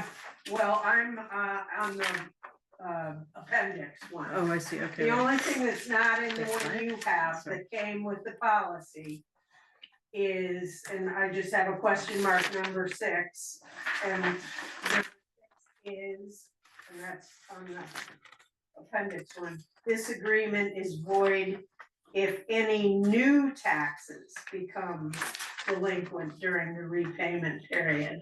Oh, That's what that says. It says in ours, it says if any of these payments, it's void, but the new thing, it occurred to me might be important, that if like, now they're delinquent, if they sign this, it's based on, say, 25 taxes. But if they become delinquent on 26 taxes, it changes this agreement. No, here's how Okay. I think about that. If they keep to the agreement and cure their delinquency in 25, let's say they've got a bunch of delinquent taxes. Then they don't pay their 26 taxes. That's a new delinquency, and the clock is running again. Because now you have another 2 years to cure that before you put the property up for tax sale. You see what I'm saying? I think there's two different things going on here. I think what she's saying is they've got an agreement and the taxes aren't completely caught up. And then the next year's comes out. She's saying that voids the agreement because now you're looking at 2 years. You're talking that they've got their taxes almost caught up, and when the 26 comes out, it starts the clock on the 26 tax year, not on what. Not on the 25, that's what I'm saying, yeah. That's what I thought. So I don't think it changes it, it's just you've got one delinquency, and if you satisfy it, then you deal, but they haven't paid their next year's taxes, then you've got a new delinquency that starts But Should be year specific. But correct me if I'm wrong, and I kid me. Your agreement would have them schedule payments Right. so that they would be caught up by the time the 26 taxes are due. Is that correct? If you write an agreement with somebody, from what I read and read between the lines, their payment should be so much a month, so that by the 3rd of October this year, their last payment should have been made on And that's the hope, yes. That's what's written in here. Repayment plans must be structured to ensure full payment within the time period accepted by the town, not to exceed the end of the next fiscal year. Yeah. So I'm kind of wondering what the question is here now. If they're not caught up, what's your procedure if they haven't caught up? And then 26 taxes roll around. Yeah, but the clock is running because they're delinquent on their 25 taxes. Right. And they continue to be delinquent on their 26, so a tax sale is coming up in a hurry now. I don't understand. I don't think so. I think if they've got a signed agreement and they're paying, even though they haven't got quite caught up, they continue to pay and finally get their 24s paid off, and the 25s are due, then that starts a new clock. Doesn't that just start a new, Yeah. I guess I was under the I impression agree it with started a new delinquent tax agreement. Yes. Yeah. Right, it would But have, so isn't it there- voids this one, that's where my question. no, it doesn't void it, it doesn't void it. That's No, just no. not how I thought about it. No, it That's doesn't why void it. I did it. But And I'm I'm not saying And that I'm not either, I I'm just just- saying it was. my brain didn't think about it. When when it said new, I was, Kim, what do you think? Well, I think that we're almost in that kind of situation now where we've had some delinquents that taxes that have not been on a payment plan. They're well past the year. We're now in the new tax year becoming delinquent. So how would you process that? And that is the question. So if somebody's on a payment plan for, let's say, 24, and they don't get paid by October 3rd of 25, So now 24 payment plan is voided because they didn't stick to it, and now they have 25 delinquent. So you'd almost have to void the 24 so that you can either set up a new payment plan that takes care of 24 and now gets 25 under the program in the process. But Right. I have a question, is there an extra like penalty added onto that because they didn't come? No. No, No, I'm I just think- curious the wording in here. But, This but is, if, again, in our example, you've got a payment plan for 24. It's supposed to be complete by the due date in 25, October 2nd, whatever it is. And they haven't paid it off. So now, and they don't pay their taxes on October 2nd either. So I think the first money that we get from them goes toward paying off the 24 delinquency. Oh, always, it does Right, already. Exactly. So now the clock starts again. If they pay anything, if they can pay off their 24, now they just have a 25 delinquency and the tax sale, and then you work out a repayment plan for them. And, you know, they're either gonna get caught up or Right. not, but the most they can get behind is a year. Right? No, they can get No. behind 2 years. If they clear up 24. And then if they have 2 years to clear up 25 and 26 before they start a tax sale. You see what, I'm not saying it very well. So what but- No, happened? I know what you're Yeah, saying. Right, just. in 2 First years. of all, I know what the policy has to say what the policy says, but I think I asked how many times we've had to get to this, and I think maybe it was one where you tried to sell somebody's house, right now, without going to the new year, which Kim and I are gonna do on Friday, once she's waited for everything to come in, Or not. well, due dates, Yeah. like she has to wait for the mail, and so, Yeah. there's one person who is within the 2 years. He's 24 and 25, or 25, 23 and 24, you know who I'm talking about. And, it's lumped together as one amount, in NEMRIC. And if he sends any money in, it goes to the oldest. But, I don't see. Oh, and he just passed away too, so that's kind of in limbo, as to what the estate is doing. So, I'm not gonna ask the lawyer to start any proceedings on something like that. I don't know.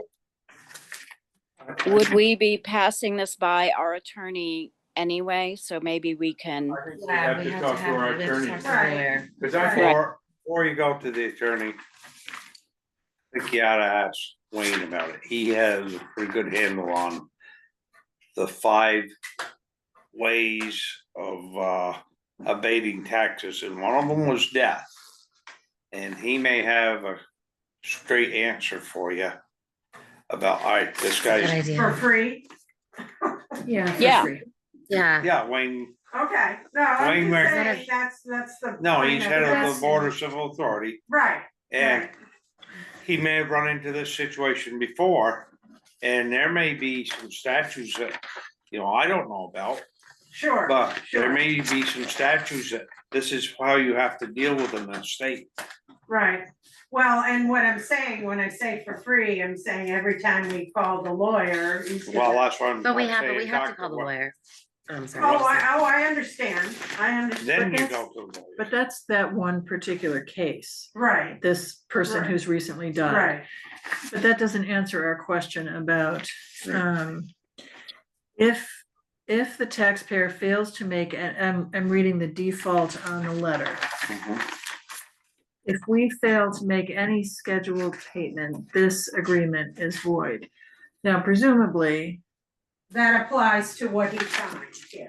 right, so presumably that the end date of those payments is October 2nd, because the new tax year starts October 3rd. October 3rd or whatever, Right. right? Okay, Right. so if they're behind on those payments and have failed to make a scheduled payment, then I guess my question is the new repayment agreement going to include the old taxes as well as the presumably It would new have to. taxes? It would Okay, have to.